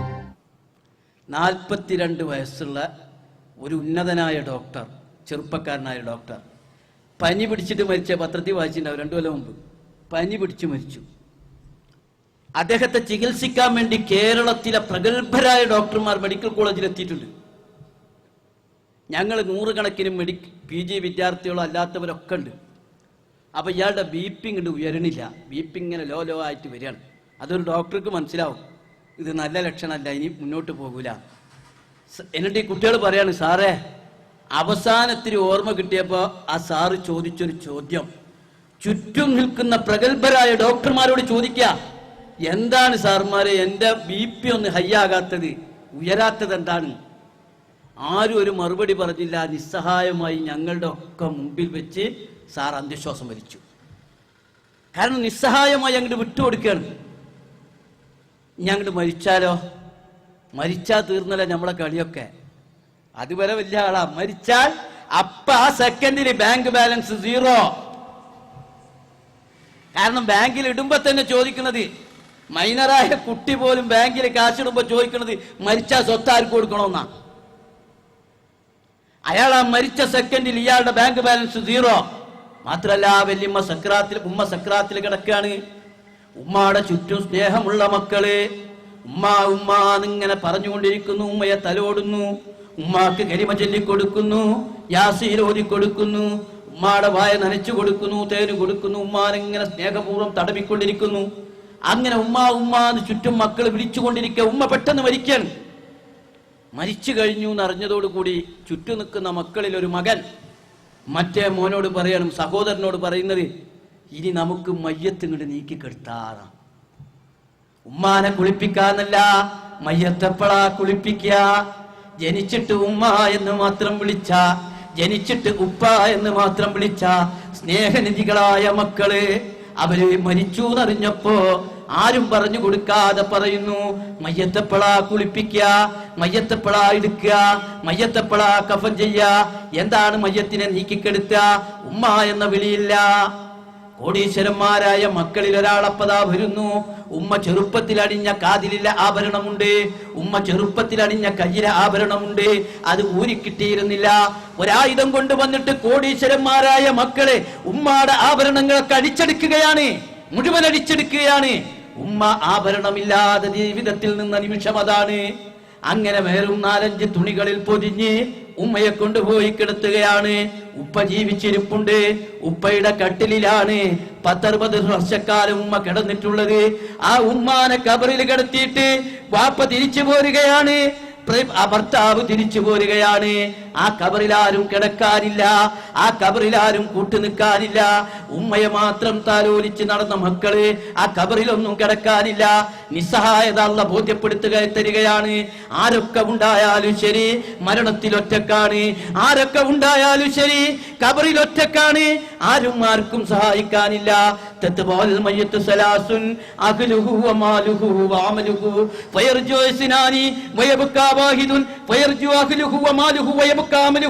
ഒരു മയ്യത്തിന് 3 കാര്യം പിന്തുടരും: അയാളുടെ കുടുംബം, അയാളുടെ സമ്പത്ത്, അയാൾ ചെയ്ത പ്രവർത്തനങ്ങള്.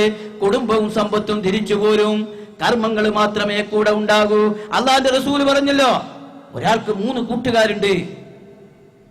ആദ്യത്തെ കൂട്ടുകാരൻ പറഞ്ഞു, അനമാക ഫിദ്ദുനിയാ, ഞാൻ നിന്റെ കൂടെ ദുനിയാവിൽ മാത്രം, നീ ദുനിയാവിൽ നിന്ന് വിട്ടാൽ പിന്നെ നമ്മൾ തമ്മിൽ ബന്ധമില്ല, സമ്പത്താണത്. രണ്ടാമത്തെ കൂട്ടുകാരൻ പറഞ്ഞു, അനമാക ഫിദ്ദുനിയാ വഹാദിഹി ശജറ, ഞാൻ നിന്റെ കൂടെ ദുനിയാവിലും ഉണ്ടാകും, പിന്നെ ആ മരം വരെ, ആ ഖബർസ്ഥാൻ വരെ വരാം, അത് ബന്ധുക്കളാണ്. മൂന്നാമത്തെ കൂട്ടുകാരൻ പറഞ്ഞു, അനമാക ഫിദ്ദുനിയാ വൽ ആഖിറ, ഞാൻ നിന്റെ കൂടെ ദുനിയാവിലുമുണ്ട് ആഖിറത്തിലുമുണ്ട്. അതാരാണ്? നമ്മുടെ കർമ്മങ്ങൾ. ഈ നിസ്സഹായത ദുനിയാവിൽ അല്ലാഹ് കാണിച്ചു തന്നിട്ടില്ലേ? എങ്കിലാ നിസ്സഹായത അതാ ബഹ്ശറയിലും കാണാൻ കഴിയും. ബാപ്പ അങ്ങനെ നിൽക്കുമ്പോ മോന് തിരിഞ്ഞു നോക്കുന്നില്ല, ഉമ്മ പ്രയാസപ്പെടുമ്പോ മകൻ തിരിഞ്ഞു നോക്കുന്നില്ല. അവര് പരസ്പരം നഫ്സി നഫ്സി നഫ്സി എന്ന് മാത്രം, ആരുമാരെയും സഹായിക്കില്ല. അതുകൊണ്ടാണ് ബഹുമാനപ്പെട്ട റസൂലുള്ളാഹി സ്വല്ലല്ലാഹു അലൈഹി വസല്ലം തിരുമേനി പഠിപ്പിച്ചത്, പ്രവാചകനെ സ്നേഹിച്ച, പ്രവാചകന്റെ കരളിന്റെ കഷണം എന്ന് വിശേഷിപ്പിച്ച പ്രവാചകന്റെ പ്രിയപുത്രി ഫാത്തിമ റളിയല്ലാഹു അൻഹയെ പിടിച്ചിട്ട് റസൂൽ പറഞ്ഞല്ലോ, യാ ഫാത്തിമ, യാ ഫാത്തിമ സല്ലി മിനൽ മാൽ അൻഗിരി നഫ്സികി മിനൻ നാർ വലാ ഉനി അൻകി മിനല്ലാഹി ശൈആ. എന്റെ പ്രിയപ്പെട്ട മോളെ ഫാത്തിമ, നിന്നെ നരകത്തീന്ന് കാക്കുന്ന കാര്യം നീ തന്നെ നോക്കണം. ഈ വാപ്പാക്ക് നിന്നെ നരകത്തീന്ന് രക്ഷിക്കാനാകൂല. നീ കാശ് വേണമെങ്കിൽ ചോദിച്ചോ, വാപ്പാടെ കയ്യിലുണ്ടെങ്കിൽ തരാ, പക്ഷെ നിന്നെ നരകത്തീന്ന് രക്ഷിക്കാൻ ഈ വാപ്പാക്ക് കഴിയില്ല. നമ്മൾ പഠിക്കേണ്ട പാടാണ്. എന്തായാലും മഹ്ശറയില് മഹ്ശറയില് ആരും ആരെയും സഹായിക്കില്ല. വാപ്പ ഇങ്ങനെ നിൽക്കുന്നുണ്ടാവും. വാപ്പാക്ക് മാർക്ക് 49, മകന് മാർക്ക് 95. മകന്റെ കയ്യിൽ 95 മാർക്കുണ്ട്. 49 മാർക്കേ വാപ്പാക്കുള്ള ഒരു മാർക്ക് കിട്ടിയാൽ വാപ്പാക്ക് സ്വർഗത്തിൽ പോകാം. ഈ 95 ഒരു മാർക്ക് മകൻ വാപ്പാക്ക് കൊടുക്കൂല. അപ്പോഴാണ് മകൻ ഓർമ്മ വന്നത്, വാപ്പയാണല്ലോ നിൽക്കുന്നത്, എന്റെ ഒരു അവകാശം വാപ്പ കവർന്നിട്ടില്ലേ. അള്ളാഹിനോട് ആ പരാതി ബോധിപ്പിക്കുകയാണ് ഈ മകന്. അള്ളാഹുവേ, എന്റെ വാപ്പയെ എന്നോട് ഇങ്ങനെ കാണിച്ചിട്ടുണ്ട്, റബ്ബനാ ആതിഹിം ളൗഫൈനി മിനൽ അദാബ്, പടച്ചവനെ ഇരട്ടി ശിക്ഷ കൊടുക്കുക പറഞ്ഞിട്ട് വാപ്പാടെ നിന്ന് അവകാശം കിട്ടും. വാങ്ങേ ഉള്ളൂ. നമുക്ക് വിചാരിക്കും എന്നാലും എന്റെ മോൻ അങ്ങനെ ചെയ്യൂല എന്നാ തോന്നുന്നല്ലേ. ഞാൻ എവിടെ വാദം പറഞ്ഞപ്പോൾ വാദമൊക്കെ കഴിഞ്ഞപ്പോൾ എന്നോട് ഒരാൾ പറഞ്ഞു, നിങ്ങൾ പറഞ്ഞതൊക്കെ ശരിയാണ്, പക്ഷെ ഇത്ര കടുപ്പം എൻ്റെ മോൻ ചെയ്യൂല, ഇത്ര കടുപ്പം എൻ്റെ മോൻ ഏതായാലും ചെയ്യൂല. ചെയ്യും. നമുക്ക് തോന്നുന്നതാ. നിങ്ങൾ ആലോചിച്ച് നോക്കിയേ, ഇപ്പൊ ദുനിയാവിൽ തന്നെ അള്ള കാണിച്ചില്ലേ, പശുവിന് അതിന്റെ കിടാവിനോട് സ്നേഹമുണ്ട്. കിടാവൊന്ന് വലുതായാലോ ഇതിന്റെ മോനാച്ചിട്ട് നടക്കും. മോനാവൂല, പിന്നെ പുതിയാപ്പിളാവുക. ഇപ്പൊ നമ്മക്ക് അമ്മായി, അമ്മായിയുടെ മോള്, അമ്മായിയുടെ മൂത്താപ്പാടെ മോനൊക്കെ ഇഷ്ടമാണ്. പശുവിനെന്താ അമ്മായി, എന്ത് മൂത്താപ്പ ഇല്ലല്ലോ. ദുനിയാവിലെ ചില ജീവികളിൽ ഇത്തരം സ്നേഹവികാരങ്ങൾ അള്ള എടുത്തു മാറ്റിയെങ്കിൽ ആ സ്നേഹവികാരത്തിന്റെ പ്രത്യേക താല്പര്യം എടുത്തു മാറ്റും. ഇപ്പൊ അന്യ സ്ത്രീ ആയിരുന്ന ഒരു സ്ത്രീയാണല്ലോ നമ്മുടെ ഭാര്യ. നിക്കാഹോട് കൂടി വജഗല ബൈനക്കും മവദ്ദത്തം വറഹ്മ, വിശുദ്ധമായ ഒരു കാരുണ്യവും പ്രേമവും അള്ള നിക്ഷേപിച്ചതുകൊണ്ട് അന്യായ സ്ത്രീയായ നമ്മുടെ ഭാര്യയോട് നമുക്ക് സ്നേഹം തോന്നുന്നു. ആ സ്നേഹവികാരം പോയാ അവള് വേറെ, ഞാൻ വേറെ, എന്നെ പെറ്റ ഉമ്മ വേറെ, എന്നെ വളർത്തി പോറ്റി വളർത്തി എന്റെ ഉപ്പ വേറെ. അങ്ങനെയായിരിക്കും മഹ്ശറ. ഇനി ഈ മഹ്ശറയിൽ എന്താ നടക്കുക കാര്യമായിട്ട്? മഹ്ശറയിൽ നമുക്കറിയാം, മഹ്ശറ തീഷ്ണമാണ്. മഹ്ശറയിൽ തണൽ കിട്ടുന്ന 7 വിഭാഗ ആളുകളെ കുറിച്ച് റസൂൽ ഒരിക്കൽ പറഞ്ഞു, അള്ളാഹുവിന്റെ തണലല്ലാതെ മറ്റൊരു തണലും കിട്ടാത്ത വെട്ടത്തിൽ 7 വിഭാഗം ആളുകൾക്ക് അള്ളാഹുവിന്റെ തണൽ കിട്ടും. അതൊക്കെ പഠിക്കണത് നല്ലതാ. 7 വിഭാഗം ആളുകൾക്കാണ് അള്ളാഹുവിന്റെ തണൽ കിട്ടുക. ഞാൻ അധികം വിശദീകരിക്കുന്നില്ല, ഓടിച്ചു പറയാം ഓർമ്മയുള്ളത്. നബി സല്ലല്ലാഹു അലൈഹി വസല്ലം പറഞ്ഞു, അന്ന് അള്ളാഹിന്റെ തണൽ അവർക്ക് കിട്ടൂ. ഒന്ന് ഇമാമുൻ ആദിലുൻ, നീതിമാനായ ഭരണാധികാരി. നീതിമാനായ ഭരണാധികാരി, നീതിയോടുകൂടി നാട് ഭരിച്ച, ലോകം ഭരിച്ച, മഹല്ല് ഭരിച്ച, എന്തൊക്കെ വിശദീകരണം കൊടുക്കാമോ ആ ഭരണ നേതൃത്വം നീതി കാണിച്ച ആൾക്ക് മഹ്ശറയിൽ തണല.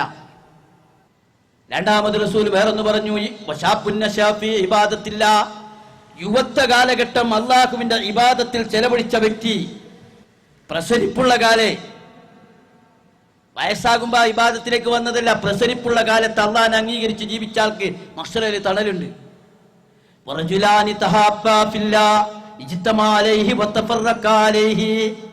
ദീനിന്റെ കാര്യത്തിൽ സുഹൃത്തുക്കളായ 2 ആളുകൾ, അവര് ദീനിന്റെ കാര്യത്തിന് വേണ്ടി കൂടുന്നു, ദീനിന്റെ കാര്യത്തിന് വേണ്ടി പിരിയുന്നു.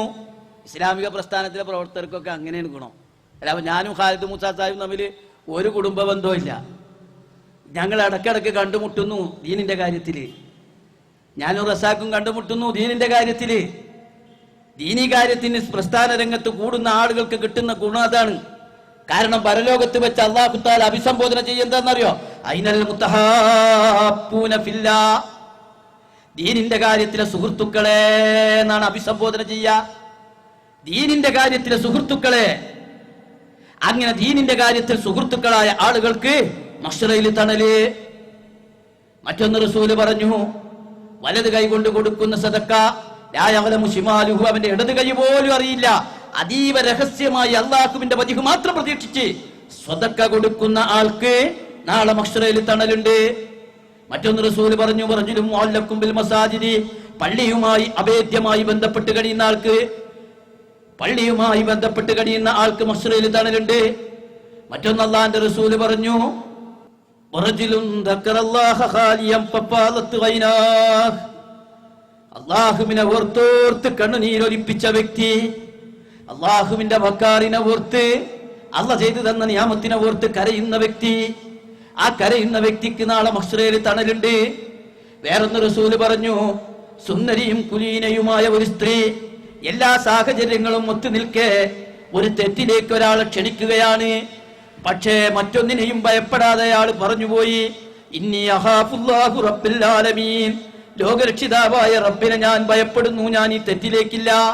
വേറൊന്നിനെയും പേടിച്ചിട്ടല്ല, പോലീസിനെ പേടിച്ചിട്ടല്ല, എയ്ഡ്സിനെ പേടിച്ചിട്ടല്ല, ആളുകളെ പേടിച്ചിട്ടല്ല, അള്ളാഹനെ പേടിച്ചിട്ടിതാ ഞാൻ ഈ തെറ്റിലേക്കില്ല എന്ന് പറഞ്ഞുകൊണ്ട് ആ തെറ്റിൽ നിന്ന് പിന്മാറുന്ന വ്യക്തിക്ക് നാളെ മഹ്ശറയിൽ തണലുണ്ട്. ഇത് നേരെ മറിച്ചുവാക്കാം. ഇതൊക്കെ സ്ത്രീകൾക്കും ബാധക. അങ്ങനെയുള്ള ആളുകൾക്ക് മഹ്ശറയിൽ തണലുണ്ട് എന്ന് റസൂൽ പഠിപ്പിച്ചു. അല്ലാഹു തആല മഹ്ശറയിൽ തണൽ ലഭിക്കുന്ന അനുഗ്രഹീതരുടെ കൂട്ടത്തിൽ നമ്മളെ ഉൾപ്പെടുത്തി അനുഗ്രഹിക്കുമാറാകട്ടെ. ഇനി മഹ്ശറയിൽ നടക്കുന്നത് വിചാരണയാണ്. കാര്യമായി വിചാരണ, ഹിസാബിന് വേണ്ട എല്ലാ കളമൊരുക്കങ്ങളും അള്ളാഹ് ഇവിടെ ദുനിയാവിൽ ചെയ്തു വെച്ചിട്ടുണ്ട്. ഒരു വിചാരണക്ക് വേണ്ട എല്ലാ കളമൊരുക്കവും ദുനിയാവിൽ അള്ളാഹ് ചെയ്തിട്ടുണ്ട്. ഒന്നാമത്, നമ്മളും അല്ലാഹു തആലയും തമ്മിൽ അകലത്തിലല്ല. വനഹ്നു അഖ്റബു ഇലൈഹി മിൻ ഹബ്ലിൽ വരീദ്. അവരുടെ കണ്ടനാടിയേക്കാൾ അടുത്തവനാണ് അല്ലാഹു. അള്ളാഹ് നമ്മളെ കഴുത്തിന്റെ ഞരമ്പിനേക്കാൾ അടുത്താണ്. വഹുവ മാഹും, ആ അല്ലാഹു അവരോടൊപ്പമാണ്. അല്ലാഹു നമ്മുടെ കൂടെയാണ്. വൈദാ സാലക ഇബാദി അന്നി ഫഇന്നി ഖരീബ്. എന്റെ അടിമകൾ എന്നെ കുറിച്ച് ചോദിക്കുമ്പോൾ പറയണം, ഞാൻ അവരോട് ഏറ്റവും സമീപസ്ഥനാണ്. നമ്മൾ ഒറ്റയ്ക്കിരിക്കുമ്പോ രണ്ടാമനായി അല്ലാഹു നമ്മുടെ കൂടെയുണ്ട്. നാലാളിരിക്കുന്നിടത്ത് അഞ്ചാമനായി, അഞ്ചാളിരിക്കുന്നിടത്ത് ആറാമനായി അല്ലാഹു നമ്മുടെ കൂടെയുണ്ട്. ഇതൊക്കെ ആയത്തുകളാണ്.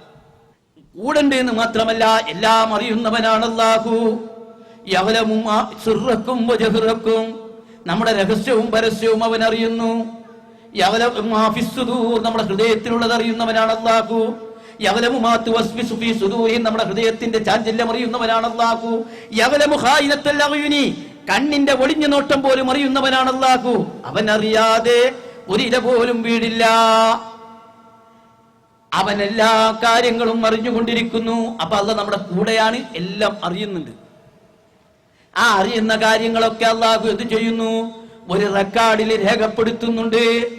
വനക്തുബു മാ ഖദ്ദമൂ വആസാറഹും വകുല്ല ശൈഇൻ നഖ്സൈനാകു ഫീ ഇമാമിൻ മുബീൻ. അവർ ചെയ്യുന്ന എല്ലാ കാര്യങ്ങളും അതിന്റെ അനന്തരഫലങ്ങളും വ്യക്തമായ ഒരു റെക്കോർഡിൽ നാം രേഖപ്പെടുത്തുകയാണ്. എല്ലാം ഒരു റെക്കോർഡിലുണ്ട്. നല്ല റെക്കോർഡ് ഇല്ലിയീൻ, തിന്മ തെറ്റ് ചെയ്തവരുടെ റെക്കോർഡ് സിജ്ജീൻ, രണ്ട് റെക്കോർഡുകൾ. കിതാബും മർഖൂം, രേഖപ്പെടുത്തപ്പെട്ട റെക്കോർഡാണത്. ചെയ്യുന്നത് മാത്രമല്ല, പറയുന്നതും റെക്കോർഡാണ്. മാ യൽഫിദു മിൻ ഖൗലിൻ ഇല്ലാ ലദൈഹി റഖീബുൻ അതീദ്. റഖീബ് അതീദ് എന്ന് പറയുന്ന രണ്ട് മലക്കുകൾ എഴുതി വെക്കാത്തൊരു വാക്കുച്ചരിക്കാൻ കഴിയില്ല. നമ്മൾ പറയുന്നതൊക്കെ റെക്കോർഡ്, ചെയ്യുന്നതൊക്കെ റെക്കോർഡ്, മനസ്സിൽ ഓർക്കുന്നതൊക്കെ റെക്കോർഡ്. ഈ റെക്കോർഡും കൊണ്ടാണ് നമ്മൾ പരലോകത്തേക്ക് പോകുന്നത്. പരലോകത്ത് ചെല്ലുമ്പോ തന്നെ അല്ലാഹു തആല നമ്മളോട് പറയും, ഇഖ്റ കിതാബക കഫാ ബി നഫ്സിക്കൽ യൗമ അലൈക ഹസീബാ. നിന്റെ റെക്കോർഡ് നിന്റെ കയ്യിലുണ്ടല്ലോ, അതൊന്ന് നീ തന്നെ വായിച്ചു നോക്ക്. നിന്നെ വിചാരണ ചെയ്യാൻ അത് തന്നെ മതി. നമ്മൾ ആ റെക്കോർഡ് ഇങ്ങോട്ട് കാണുമ്പോഴോ, വവുദിയൽ കിതാബു ഫതറൽ മുജ്രിമീന മുഷ്ഫഖീന മിമ്മാ ഫീ വയഖൂലൂന യാ വൈലതനാ മാ ലിഹാദൽ കിതാബ് ലാ യുഗാദിറു സഗീറതൻ വലാ കബീറതൻ ഇല്ലാ അഹ്സാഹാ. ആ ഗ്രന്ഥം സ്ഥാപിക്കപ്പെടുന്ന ഘട്ടത്തിൽ അന്തം വിട്ട് അന്താളിച്ച് പരിഭ്രമിച്ചിട്ട് മനുഷ്യൻ ചോദിച്ചു പോകും, അല്ലാ, ഞാൻ ചെയ്തു പോയ ചെറുതും വലുതുമായ സകലതും ഇതിൽ രേഖപ്പെടുത്തപ്പെട്ടിട്ടുണ്ടല്ലോ, അല്ലാ, ഒന്നുപോലും വിട്ടുപോയിട്ടില്ലല്ലോ പടച്ചോനെ എന്ന് ആ റെക്കോർഡിലൂടെ നമ്മൾ കാണുന്നു. എല്ലാം ആ റെക്കോർഡിലുണ്ട്. എല്ലാം ആ റെക്കോർഡിൽ രേഖപ്പെടുത്തപ്പെട്ടിരിക്കുന്നു. ഈ റെക്കോർഡ് അങ്ങോട്ട് കിട്ടുകയാണ് നമ്മളെ കയ്യിൽ. ഇത് വെച്ചിട്ടാണ് വിചാരണ. ഈ റെക്കോർഡ് മുന്നിൽ വെച്ചിട്ടാണ് വിചാരണ. ആ റെക്കോർഡിന്റെ മുന്നിൽ വെച്ചുകൊണ്ട് സവിസ്തരമായ വിചാരണ. നമ്മുടെ ആയുസിന്റെ ഓരോ സെക്കൻഡും എവിടെ ചെലവഴിച്ചു എന്ന് അള്ളാഹുവിന്റെ കോടതിയിൽ കണക്ക് ബോധിപ്പിക്കാതെ കാല് മുന്നോട്ട് വെക്കാൻ അള്ളാഹു താല അനുവദിക്കൂല. നമ്മളോട് ചോദിക്കെങ്കിലെന്നറിയോ, അന്ന് കല്യാണത്തിന്റെ അന്ന് അസറിസ്കരിച്ചോ എന്നായിരിക്കും ചോദിക്കുക. മോളെ കല്യാണത്തിന്റെ അന്ന് തിരക്കിപ്പെട്ടിട്ട് അസറിസ്കരിച്ചോ എന്നാ ചോദിക്കുക. പിന്നെ പോയിക്കണ കേരളത്തിൽ നിന്നല്ലേ, നമ്മളല്ലേ പോയിക്കണത്. നമ്മളെ സ്വഭാവം അവിടെയും നമ്മൾ കാണിക്കും. നമ്മളെന്താ പറയാ, തല ചൊറിഞ്ഞിട്ട് പറയും, നിസ്കരിച്ചിട്ടുണ്ടല്ലോ, ഇല്ലല്ലോ അല്ലാ. അപ്പോഴും നമ്മൾ പറയും നിസ്കരിച്ചിട്ടുണ്ടല്ലോ. അപ്പൊ അല്ലാ ഇടപെടും, മതി. അല്യൗമ നഖ്തിമു അലാ അഫ്വാഹിഹിം വതുകല്ലിമുനാ ഐദീഹിം വതഷ്ഹദു അർജുലുഹും ബിമാ കാനൂ യക്സിബൂൻ. ആ കള്ളം പറയുന്ന വായ അല്ലാഹ് അങ്ങ് സീല് വെക്കും. കള്ളം പറയുന്ന വായ അങ്ങ് സീല് വെക്കുമല്ല. വതുകല്ലിമുനാ ഐദീഹിം, അവരുടെ കൈകൾ നമ്മളോട് സംസാരിക്കും. വതഷ്ഹദു അർജുലുഹും ബിമാ കാനൂ യക്സിബൂൻ, അവരുടെ കാലുകൾ സാക്ഷി പറയും. കയ്യാണ് പിന്നെ വർത്താനം പറയാ. കൈ മാത്രമല്ല, ഷഹിദാലൈഹിം സംഉഹും വഅബ്സാറുഹും വജുലൂദുഹും, അവരുടെ കാതുകളും കണ്ണുകളും തൊലികളും ഒക്കെ സാക്ഷി പറയും. എല്ലാ ശരീരാവയവങ്ങളും സാക്ഷി പറയും. കൈ എങ്ങനെ വിളിച്ചു പറയാൻ തുടങ്ങും? ഞാൻ ചെയ്തു, ഞാൻ ചെയ്തു, ഞാൻ ചെയ്തു. കാല് പറയും ശരിയാണ്, ശരിയാണ്, ശരിയാണ്. വല്ലാത്തൊരു നിസ്സഹായതയാണ്. എത്ര പോറ്റി വളർത്തിയ കൈയാണ് പറഞ്ഞുകൊണ്ടിരിക്കുന്നത് നമുക്കെതിരെ. വല്ലാതെങ്ങനെ പറയുമ്പോ മനുഷ്യൻ നിസ്സഹായനായി നമ്മുടെ തൊലികളോട് ചോദിക്കുകയാണ്, വഖാലൂ ലിജുലൂദിഹിം ലിമ ശഹിദ്തും അലൈനാ. പരലോകത്തിലെ ഏറ്റവും സങ്കീർണമായൊരു ഘട്ടമാണത്. വഖാലൂ ലിജുലൂദിഹിം ലിമ ശഹിദ്തും അലൈനാ, അവരവന്റെ തൊലികളോട് ചോദിക്കുകയാണ്, എന്റെ കയ്യിനോട് ചോദിക്കുകയാണ്, കയ്യേ നീ നമുക്കെതിരെ സാക്ഷി പറയാണോ? അപ്പൊ കൈ പറയും, എത്രേ അൻതക്കിനല്ലാഹുല്ലത്തി അൻതക കുല്ല ശൈഇൻ, എല്ലാത്തിനെയും സംസാരിപ്പിച്ച അല്ലാഹ് എന്നെ സംസാരിപ്പിച്ചു, ഞാൻ എന്ത് ചെയ്യാനാ? അല്ലാഹ് എന്നോട് പറഞ്ഞു ഞാനെന്ത്. മലയാളത്തിലൊരു വാക്കില്ലേ, കയ്യൊഴിയാന്ന്. കയ്യൊഴിയ, സത്യത്തിൽ ആ വാക്ക് അവിടെയാണ് ഉണ്ടാകുക. ഈ കയ്യൊക്കെ ഒഴിഞ്ഞു പോകും. എത്ര ഹറാമുകൾ ഈ കയ്യിന്റെ സുഖത്തിന് നമ്മൾ ചെയ്തു പോയിട്ടുണ്ട്. എത്ര ഹറാമുകൾ ഈ കാലിന്റെ സുഖത്തിന് ചെയ്തു പോയിട്ടുണ്ട്. എത്ര ഹറാമുകൾ നമ്മുടെ കാതിന്റെ സുഖത്തിന് കേട്ടുപോയിട്ടുണ്ട്. പക്ഷേ ഈ കണ്ണും കയ്യും കാതും കാലും മൂക്കും ഒക്കെ നമുക്കെതിരെ സാക്ഷി നിൽക്കുന്ന ഘട്ടം വരും. എന്തേ സംശയം തോന്നുന്നുണ്ടോ? വലൗ നശാഉ ലതമസ്നാ അലാ അഅ്യുനിഹിം ഫസ്തബഖു സിറാത ഫഅന്നാ യുബ്സിറൂൻ വലൗ നശാഉ ലമസഖ്നാഹും അലാ മകാനതിഹിം ഫമസ്തതാഉ മുളിയം വലാ യർജിഊൻ വമൻ നുഅമ്മിറുഹു നുനക്കിസു ഫിൽ ഖൽഖി ഫലാ യഖിലൂൻ വമാ ഗല്ലംനാഹു അശ്ശഗ്റ വമാ യൻബഗി ല ഇൻ ഹുവ ഇല്ലാ ദിക്റുൻ വഖുർആനും മുബീൻ. അല്ലാഹ് യുക്തിഭദ്രമായി സമർത്ഥിക്കുകയാണ്. നമ്മുടെ കണ്ണും കയ്യും കാതും കാലും മൂക്കൊക്കെ നമുക്കെതിരെ സാക്ഷി പറയുന്നു പറയുമ്പോ നിങ്ങൾക്ക് വിശ്വസിക്കാൻ പറ്റണില്ലേ? നിങ്ങൾ ജീവിച്ചിരിക്കുമ്പോ വലൗ നശാഉ ലതമസ്നാ അലാ അഅ്യുനിഹിം ഫസ്തബഖു സിറാത ഫഅന്നാ യുബ്സിറൂൻ, നിങ്ങൾ ജീവിച്ചിരിക്കുമ്പോ നിങ്ങളുടെ ഉടലിന്റെ കൂടെയുള്ള കണ്ണിന്റെ കാഴ്ചശക്തി നാം തേച്ചു മാച്ച് കളയുമ്പോ നിങ്ങൾക്ക് കാണാൻ പറ്റാറുണ്ടോ? അല്ലാഹ് കണ്ണിന്റെ കാഴ്ചശക്തി കുറക്കുമ്പോ ഇതിന്റെ കണ്ണാച്ചിട്ട് കാണേണ്ടതൊക്കെ കാണാൻ പറ്റണില്ലല്ലോ. അപ്പൊ 40 വയസ്സ് കഴിഞ്ഞപ്പോ ഞാൻ കണ്ണട വെക്കണം. നമ്മളെ കണ്ണിന്റെ കണ്ണാന്ന് പറഞ്ഞിട്ട് കാര്യമില്ല. പ്രായാധിക്യം വരുമ്പോ നമ്മൾ പറഞ്ഞതൊന്നും കണ്ണ് കേൾക്കാറില്ലല്ലോ. വലൗ നശാഉ ലമസഖ്നാഹും അലാ മകാനതിഹിം ഫമസ്തതാഉ മുളിയം വലാ യർജിഊൻ, നിങ്ങൾ നിന്ന നിപ്പിൽ അങ്ങ് കുഴഞ്ഞു വീഴുമ്പോ കാല് നിങ്ങളുടെ ഉടലിന്റെ കൂടെണ്ട്, കൈ നിങ്ങളുടെ ശരീരത്തിന്റെ കൂടെണ്ട്. പക്ഷെ കാല് മുന്നോട്ട് വെക്കാനോ പുറകോട്ട് വെക്കാനോ പറ്റാറില്ലല്ലോ. നിങ്ങളുടെ കാലുകൾ നിങ്ങളുടെ ഇഷ്ടത്തിന് വഴങ്ങാറില്ലല്ലോ. നിങ്ങൾക്ക് പ്രായാധിക്യം വരുമ്പോ കുട്ടിയുടെ പ്രകൃതത്തിലേക്ക് നിങ്ങൾ മടങ്ങി വരാറില്ലേ? ഒരിക്കൽ ഓടിച്ചാടി നടന്നിരുന്ന നിങ്ങൾക്ക് ഇഷ്ടം പോലെ ഓടാനും ചാടാനും പറ്റാത്ത പരുവത്തിലാകാറില്ലേ? ഇതുപോലെ നിങ്ങളുടെ കണ്ണും കയ്യും കാതും കാലും മൂക്കും ശരീരവും നിങ്ങളുടെ ഇഷ്ടത്തിന് വഴങ്ങാത്തതുപോലെ പരലോകത്തെ ഈ കണ്ണും കയ്യും കാതും കാലും മൂക്കും ശരീരവും നിങ്ങളുടെ ഇഷ്ടത്തിന് വഴങ്ങൂല. ഇത് നബി സല്ലല്ലാഹു അലൈഹി വസല്ലം തിരുമേനിയുടെ ഭാവനാ സങ്കല്പമല്ല. വമാ അല്ലംനാഹു അശ്ശഗ്റ വമാ യൻബഗി ല ഇൻ ഹുവ ഇല്ലാ ദിക്റുൻ വഖുർആനും മുബീൻ. മുഹമ്മദ് നബിയെ കവിത പഠിപ്പിച്ചിട്ടില്ല, അദ്ദേഹത്തിന് ഭൂഷണവുമല്ലാതെ, മറിച്ച് ഇത് ഖുർആന, ഇത് സത്യ, ഇത് പുലരും. നമ്മുടെ കണ്ണും കയ്യും കാതും കാലും മൂക്കും ശരീരവും നമുക്കെതിരെ സാക്ഷി പറയുന്ന ഒരു സന്നിഗ്ധ ഘട്ടം വരാനിരിക്കുന്നു എന്ന് പരിശുദ്ധ ഖുർആൻ നമുക്ക് താക്കീത് നൽകുകയാണ്. മഹ്ശറയിലെ അവസ്ഥ അതാണ്. പിന്നെ വിചാരണ സവിസ്തരമാണ്. അതിനിടയ്ക്ക് ഖുർആൻ മഹ്ശറയിലെ ഒരു രംഗം വിശദീകരിക്കുന്നുണ്ട്. സൂറത്ത് യാസീനിൽ തന്നെ. യാസീനൊക്കെ ഒന്ന് പഠിക്കണത് നല്ലതാ. പണ്ടുള്ളവർക്ക് കാണാതെ ഓതാനെങ്കിലും അറിയായിരുന്നു, ഇപ്പൊ അതുമില്ല. മരിക്കാൻ നേരത്തെ ഓതി തരണമെന്ന് റസൂല് പഠിപ്പിച്ചിട്ടുണ്ട്. യാസീൻ സൂറത്ത് ഇഖ്റഉ മൗതാക്കു സൂറത്ത് യാസീൻ. യാസീൻ സൂറത്ത് മരണാസന്നന് ഓതി കൊടുക്കണം എന്നാ. കാരണം എന്താ അറിയോ? അള്ളാഹുവിലേക്ക് യാത്ര തിരിക്കുന്ന വിശ്വാസിക്ക് പരലോകത്തെക്കുറിച്ച് ഏറെ പറയുന്ന തൗഹീദ് പറയുന്ന യാസീനെ അനുസ്മരിച്ചുകൊണ്ട് ഭക്തി നിർഭരമായൊരു മരണം ഭരിക്കാൻ വേണ്ടിയിട്ടാ. ഇതിന് നമുക്ക് ഓതി തന്ന നല്ല ഒത്ത് എന്ന് പറയും. നല്ല ഒത്ത് എന്ന് പറയും. എന്താ അതിൻ്റെ ഉള്ളിൽ പറഞ്ഞതെന്ന് അറിയണ്ടേ?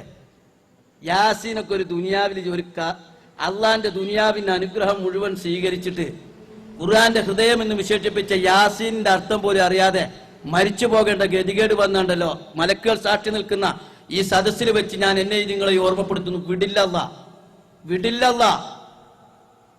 എല്ലാം വായിച്ചു കൂട്ടുന്ന നിങ്ങൾ ഗണേശന്റെയും യാമിനിയുടെയും കഥ എത്ര പേജ് നിങ്ങൾ വായിച്ചു തീർത്ത്?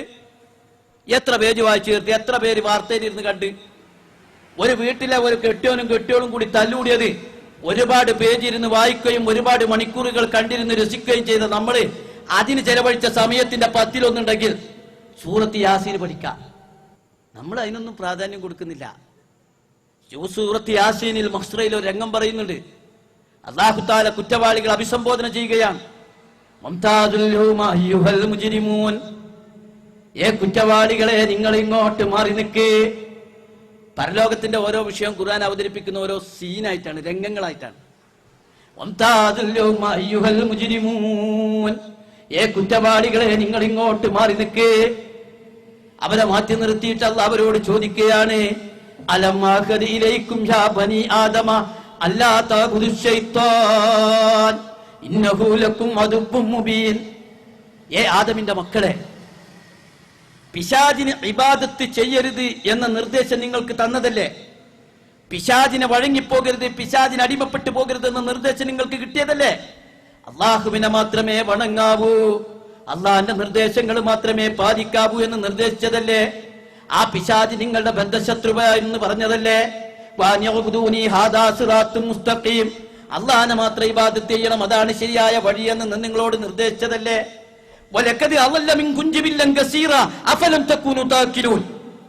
എന്നിട്ട് ആ പിശാച് നിങ്ങളിൽ നിന്ന് ഒരുപാട് പേരെ വഴിപിഴപ്പിച്ചല്ലോ. പിശാച് ഇങ്ങനെ വഴിപിഴപ്പിക്കുമ്പോ നിന്നുകൊടുക്കാൻ എന്തോടെ ബുദ്ധി ഉണ്ടായിരുന്നില്ലേ? എന്റെ ബുദ്ധി ഉണ്ടായിരുന്നില്ല നിങ്ങൾക്ക്? അതുകൊണ്ട് ഹാദിഹി ജഹന്നമുല്ലത്തി കുന്തും തുഅദൂൻ, നിങ്ങളോട് വാഗ്ദാനം ചെയ്ത നരകം ഇതാ. അല്ല വെറുതെ പിടിച്ച് നരകത്തിൽ കിടല. പിശാചിനെ ഇബാദത്ത് ചെയ്ത ആളുകൾക്ക് അല്ല വാഗ്ദാനം ചെയ്തത് നരകമല്ലേ? ഇതാ നരകം.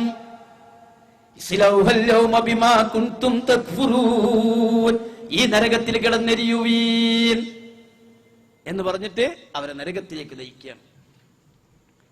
ഒരുപാട് രംഗങ്ങൾ പറയുന്നുണ്ട്, ഇതൊന്നും പറയാൻ എനിക്ക് നേരമല്ല, ആരോഗ്യമില്ല. അതുകൊണ്ട് ഞാൻ ഇങ്ങനെ ചാടി കടന്നു പോവുകയാണ്. എന്തായാലും മഹ്ശറയിൽ വെച്ച് രക്ഷാശിക്ഷകളൊക്കെ നിർണയിച്ചു.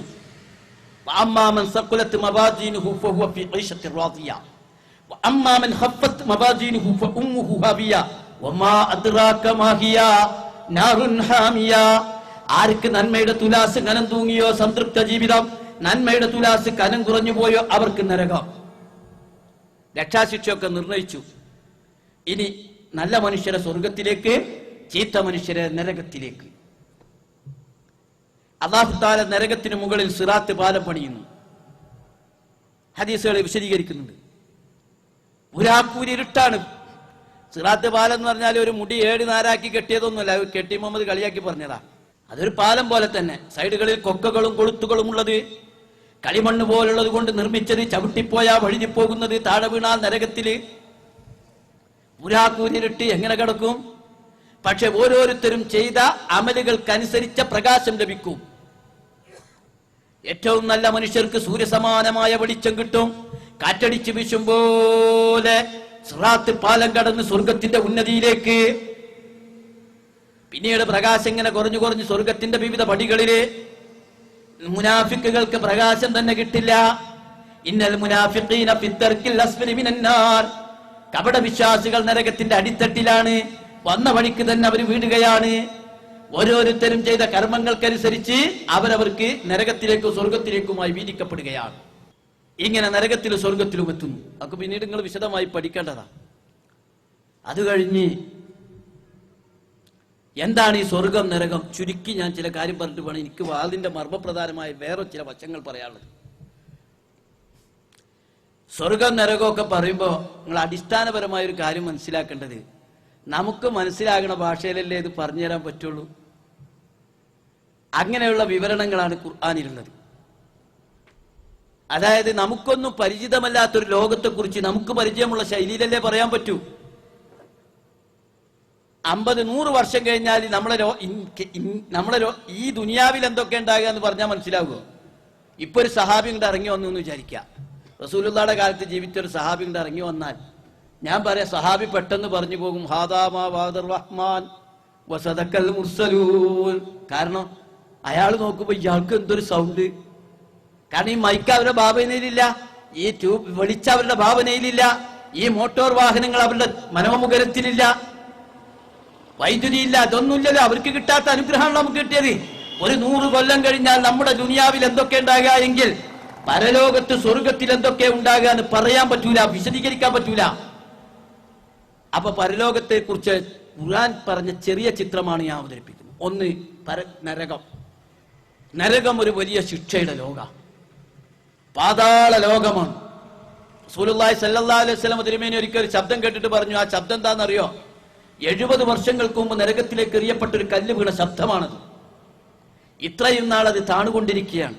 ആ നരകത്തെ കുറിച്ചാണ് സൂറത്തു സജ്ദയിൽ അല്ലാഹു പറഞ്ഞത്, ലഅംല ജഹന്നമ മിനൽ ജിന്നത്തി വന്നാസി അജ്മഈൻ. ജിന്ന് മനുഷ്യവർഗങ്ങളെ കൊണ്ട് അല്ലാഹു നിറക്കും. അഹാതബിഹിം സുറാദിക്ക, വലിയ ബലിഷ്ഠമായ മതിലുകൾ കൊണ്ട് പടുത്തുയർത്തപ്പെട്ട ഒരു പാതാള ലോകം, അതാണ് നരകം. നരകത്തിലെ ഏറ്റവും വലിയ പ്രത്യേകത, നരകത്തിൽ തീയാണ്, ചൂടാണ്. നാറു ജഹന്നമ അശദ്ദു ഹർറ്, നരകത്തിന്റെ ചൂട് കഠിന ചൂടാണ്. അന്നാറുൽ കുബ്ര, ഭയങ്കര തീയാണ്. അല്ലത്തീ തത്തനു അലൽ അഫ്ഇദ, ഹൃദയങ്ങളെ അള്ളിപ്പിടിക്കുന്ന തീയാണ്. ആദമിന്റെ മക്കൾ കത്തിക്കുന്ന തീയിനേക്കാൾ 70 ഇരട്ടി ചൂടാണ്. നരകത്തിന്റെ ചൂട് കഠിന ചൂടാണ്.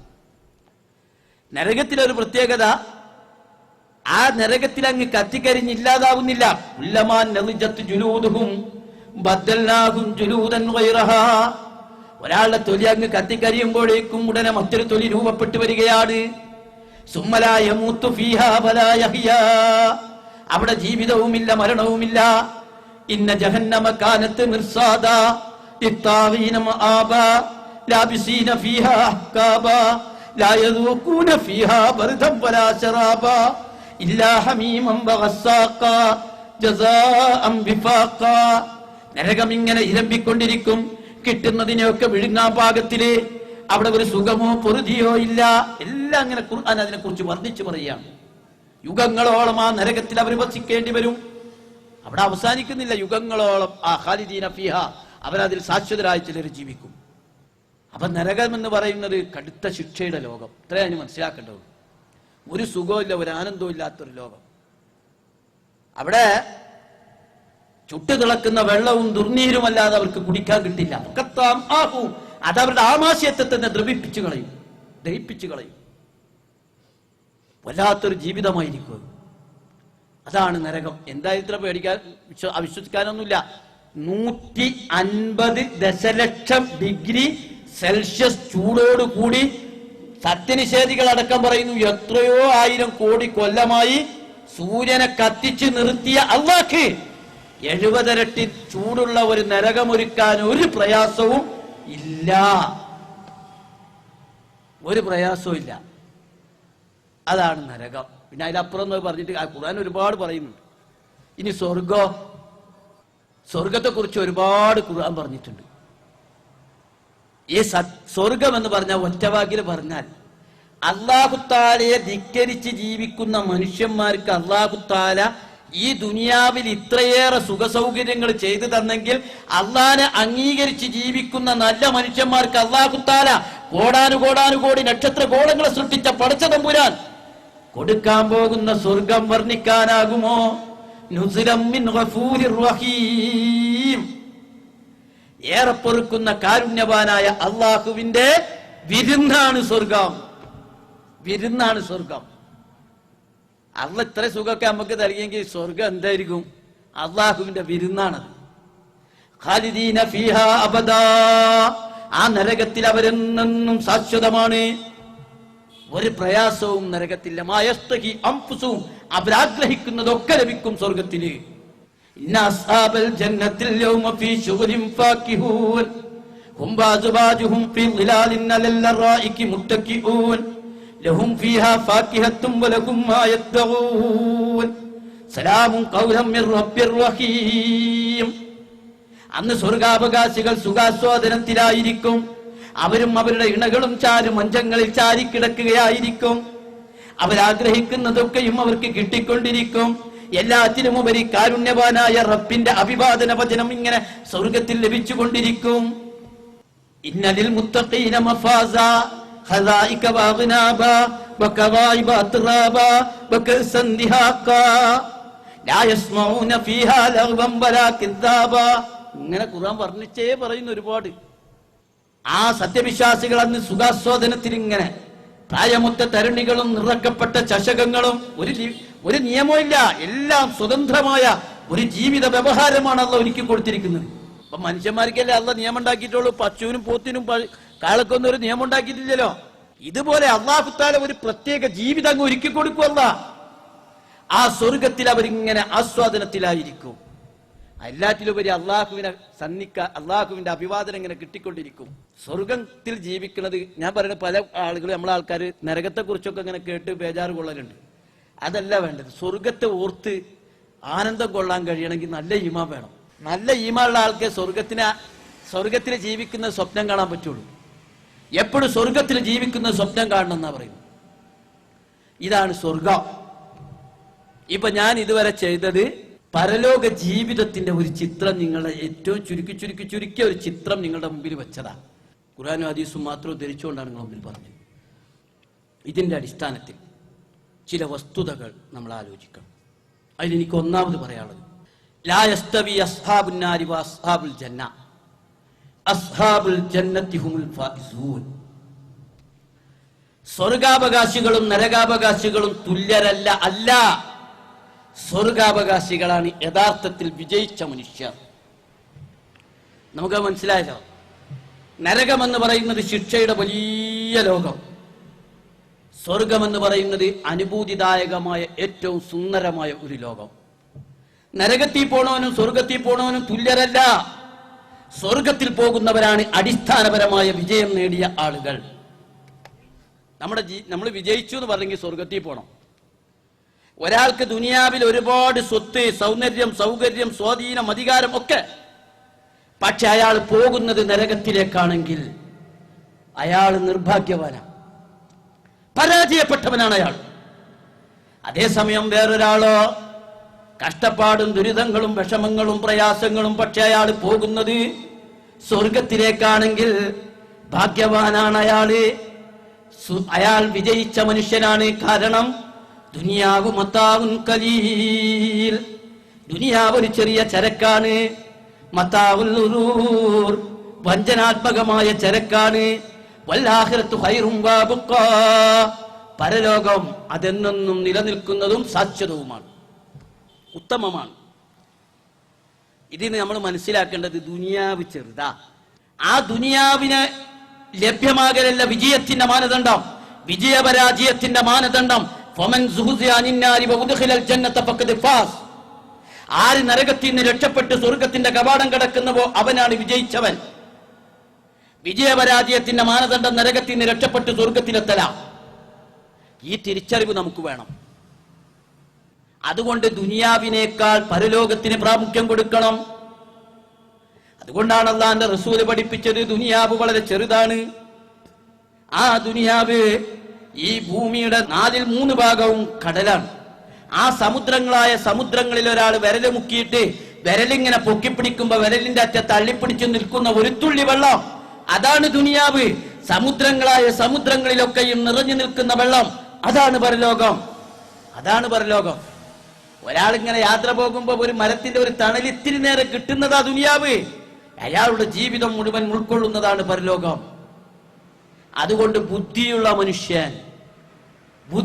മനുഷ്യൻ പരലോകത്തിനെ വിലക്ക് വാങ്ങുന്നവനായിരിക്കണം. ബുദ്ധിയുള്ള ആള് ദുനിയാവിനെ അള്ളാഹുവിന്റെ മാർഗത്തിൽ സമർപ്പിച്ച് പരലോകം വാങ്ങുന്ന മനുഷ്യനായിരിക്കണം. ഇതാണ് ഏറ്റവും അടിസ്ഥാനപരമായ കാര്യം. നമ്മളിപ്പോ എന്താ ചെയ്യുന്നത്?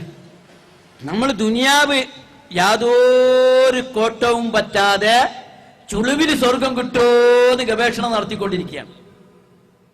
ദുനിയാവിന് അള്ളാന്റെ മാർഗത്തിൽ സമർപ്പിക്കാതെ സുഹൃത്തുക്കളെ, സഹോദരന്മാരെ, ഞാനും അടക്കം ആലോചിക്കണം, അള്ളാന്റെ സ്വർഗം കിട്ടില്ല. ഇത് ഖുർആൻ വ്യക്തമായി പറഞ്ഞ കാര്യമില്ലേ? കാരണം സ്വർഗം എന്ന് പറയുന്നത് കച്ചവടം നടത്തിയിട്ടുള്ളത് എങ്ങനെ? ഇന്നല്ലാഹ അസ്തറാ മിനൽ മുഅ്മിനീന അൻഫുസുഹും വഅംവാലുഹും ബിഅന്ന ലഹുമുൽ ജന്ന. പാലേരി അങ്ങാടിയിൽ ഒരു കടയിൽ പോയിട്ട് 100 രൂപക്ക് ഒരു സാധനം കിട്ടണമെങ്കിൽ 100 രൂപയുടെ നോട്ടെടുത്ത് കൊടുക്കണ്ടേ? കട മുമ്പിൽ പോയി ചിരിച്ചു കാട്ടിയാൽ പറ്റൂലല്ലോ. ആ 100 രൂപ കൊടുക്കുമ്പോഴാണ് ആ സാധനം ഇങ്ങോട്ട് കിട്ടുക. അള്ളാഹുവിന്റെ പക്കലുള്ള സ്വർഗം അള്ളാഹുവിന്റെ പക്കൽ നിന്ന് ഇങ്ങോട്ട് കിട്ടണമെങ്കിൽ അള്ളാഹു ആവശ്യപ്പെട്ട ദുനിയാവ് അള്ളാഹ്ക്ക് കൊടുക്കാൻ കഴിയണം. അള്ളാഹുവിന് കൊടുക്കാൻ കഴിയണം. ദുനിയാവ് കൊടുക്കാൻ കഴിയാതെ സ്വർഗം സ്വർഗം സ്വർഗം എന്ന് പറഞ്ഞാൽ സ്വർഗം കിട്ടില്ല, കിട്ടൂല എന്ന് നിങ്ങൾ വിശ്വസിക്കണമെന്ന് ഖുർആൻ പറയുന്നു.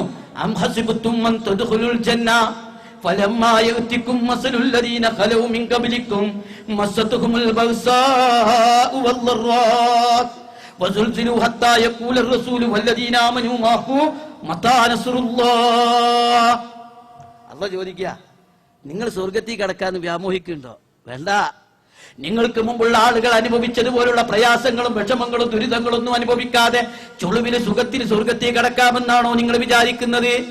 നിങ്ങൾക്ക് മുമ്പുള്ള ആളുകൾ അള്ളാഹുവിലേക്ക് കയ്യർത്തിക്കൊണ്ട് പടച്ച തമ്പുരാന്റെ സഹായം എപ്പോഴാണ് കിട്ടുക എന്ന് പറഞ്ഞ് വിരമിച്ച അവസ്ഥകൾ അഭിമുഖീകരിക്കാതെ ചുളുവിനങ്ങ് സ്വർഗത്തിൽ കിടക്കാം എന്നാണോ നിങ്ങൾ വ്യാമോഹിക്കുന്നത്? വേണ്ട. ഇത് നമുക്കിറങ്ങിയ ആയത്തല്ല. അള്ളാഹുവിന്റെ മാർഗത്തിൽ ജീവിതം സമർപ്പിച്ചിരുന്ന സഹാബെ കിറാമിനോടാണ് ആദ്യം ഖുർആൻ ചോദിച്ചത്. പോരാ, നിങ്ങൾ ജീവിതത്തെ കൂടുതൽ സമർപ്പിക്കണമെന്ന് അവരോടാ പറഞ്ഞത്.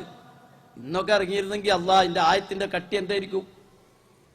അഹസിബന്നാസു അൻ യുത്റകു അൻ യഖൂലു ആമന്ന വഹും ലാ യഫ്തനൂൻ വലഖദ് ഫതന്നല്ലദീന മിൻ ഖബ്ലിഹിം വലയഅലമന്നല്ലാഹു അല്ലദീന സദഖൂ വലയഅലമന്നൽ കാദിബീൻ.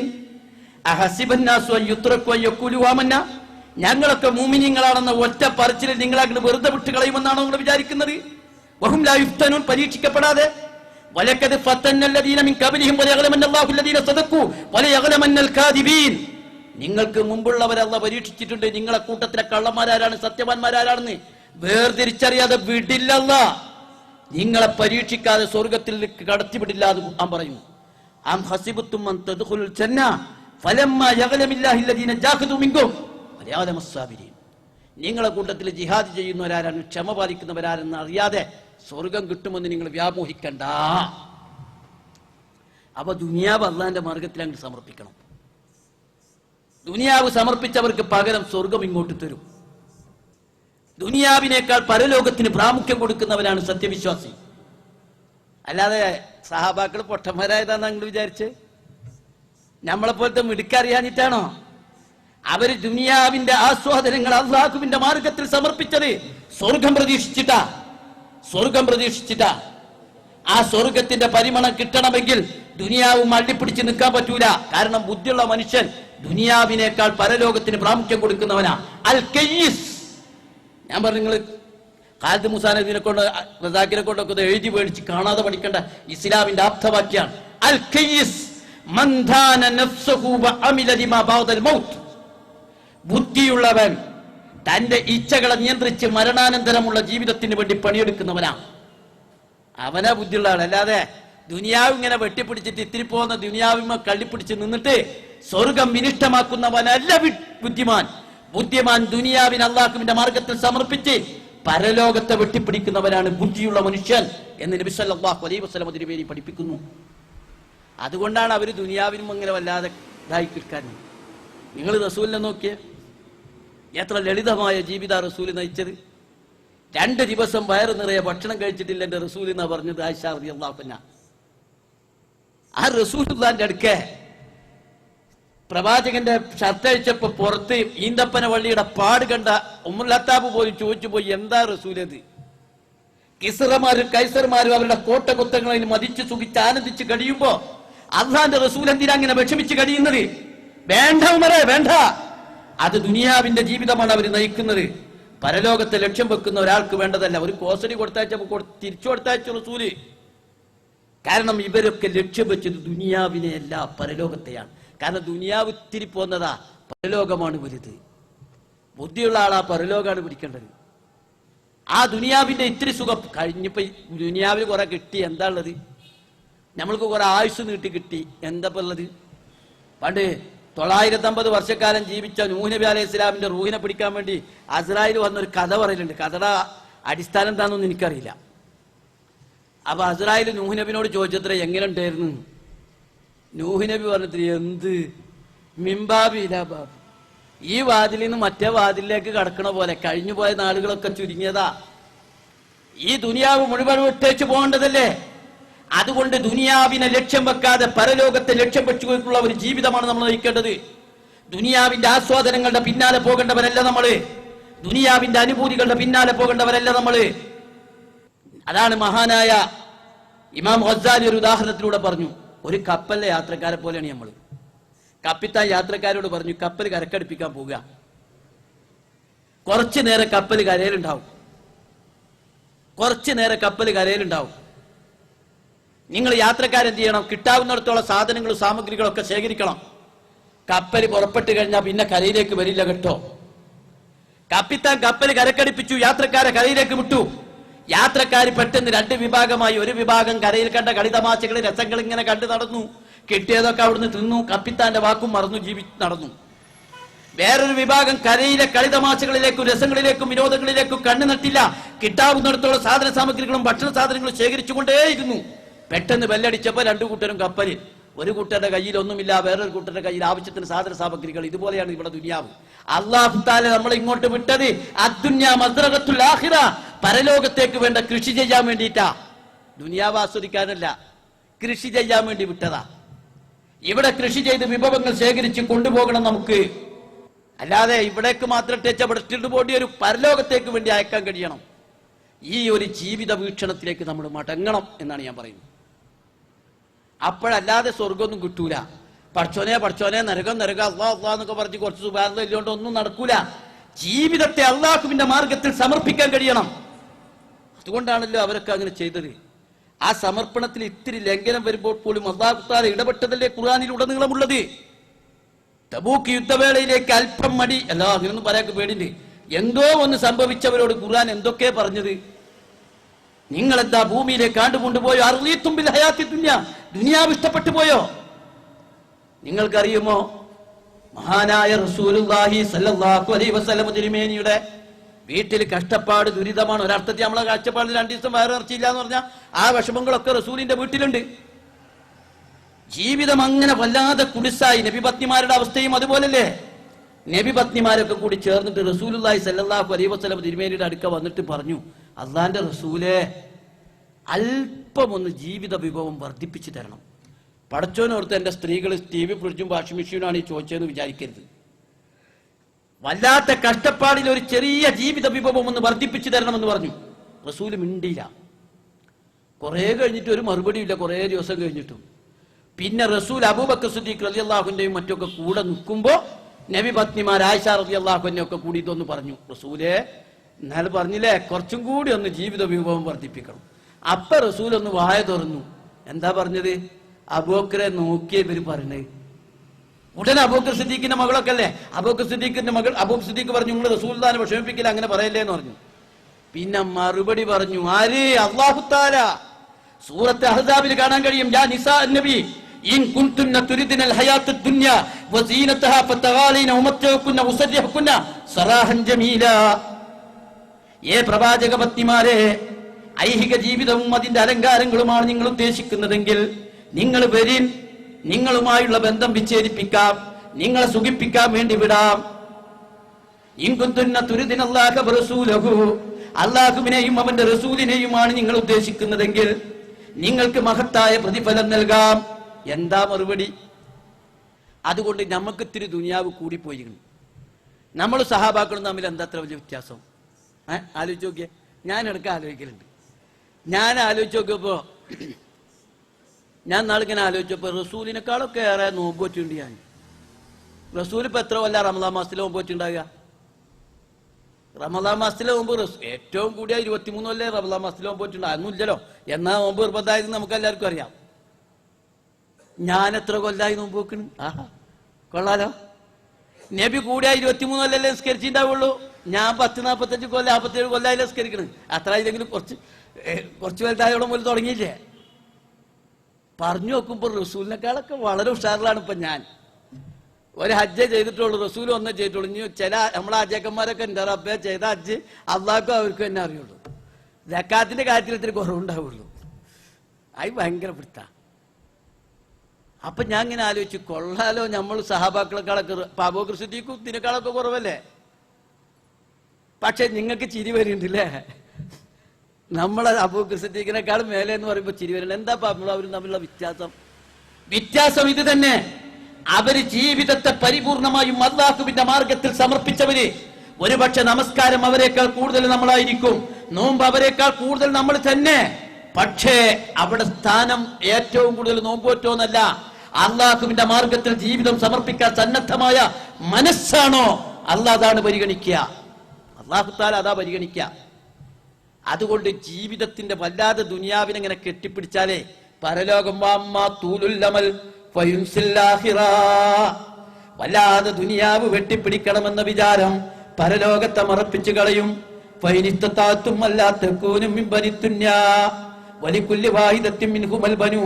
ദുനിയാവിനുമുണ്ട് അതിന്റെ മക്കള്, പരലോകത്തിനുമുണ്ട് അതിന്റെ മക്കള്. പരമാവധി ദുനിയാവിന്റെ മക്കളാകാതിരിക്കാൻ നോക്കണം. അദ്ദുന്യാ മുർത്തഹിലത്തുൻ ദാഹിബ വൽആഖിറത്തു മുർത്തഹിലത്തുൻ ഖാദിമ.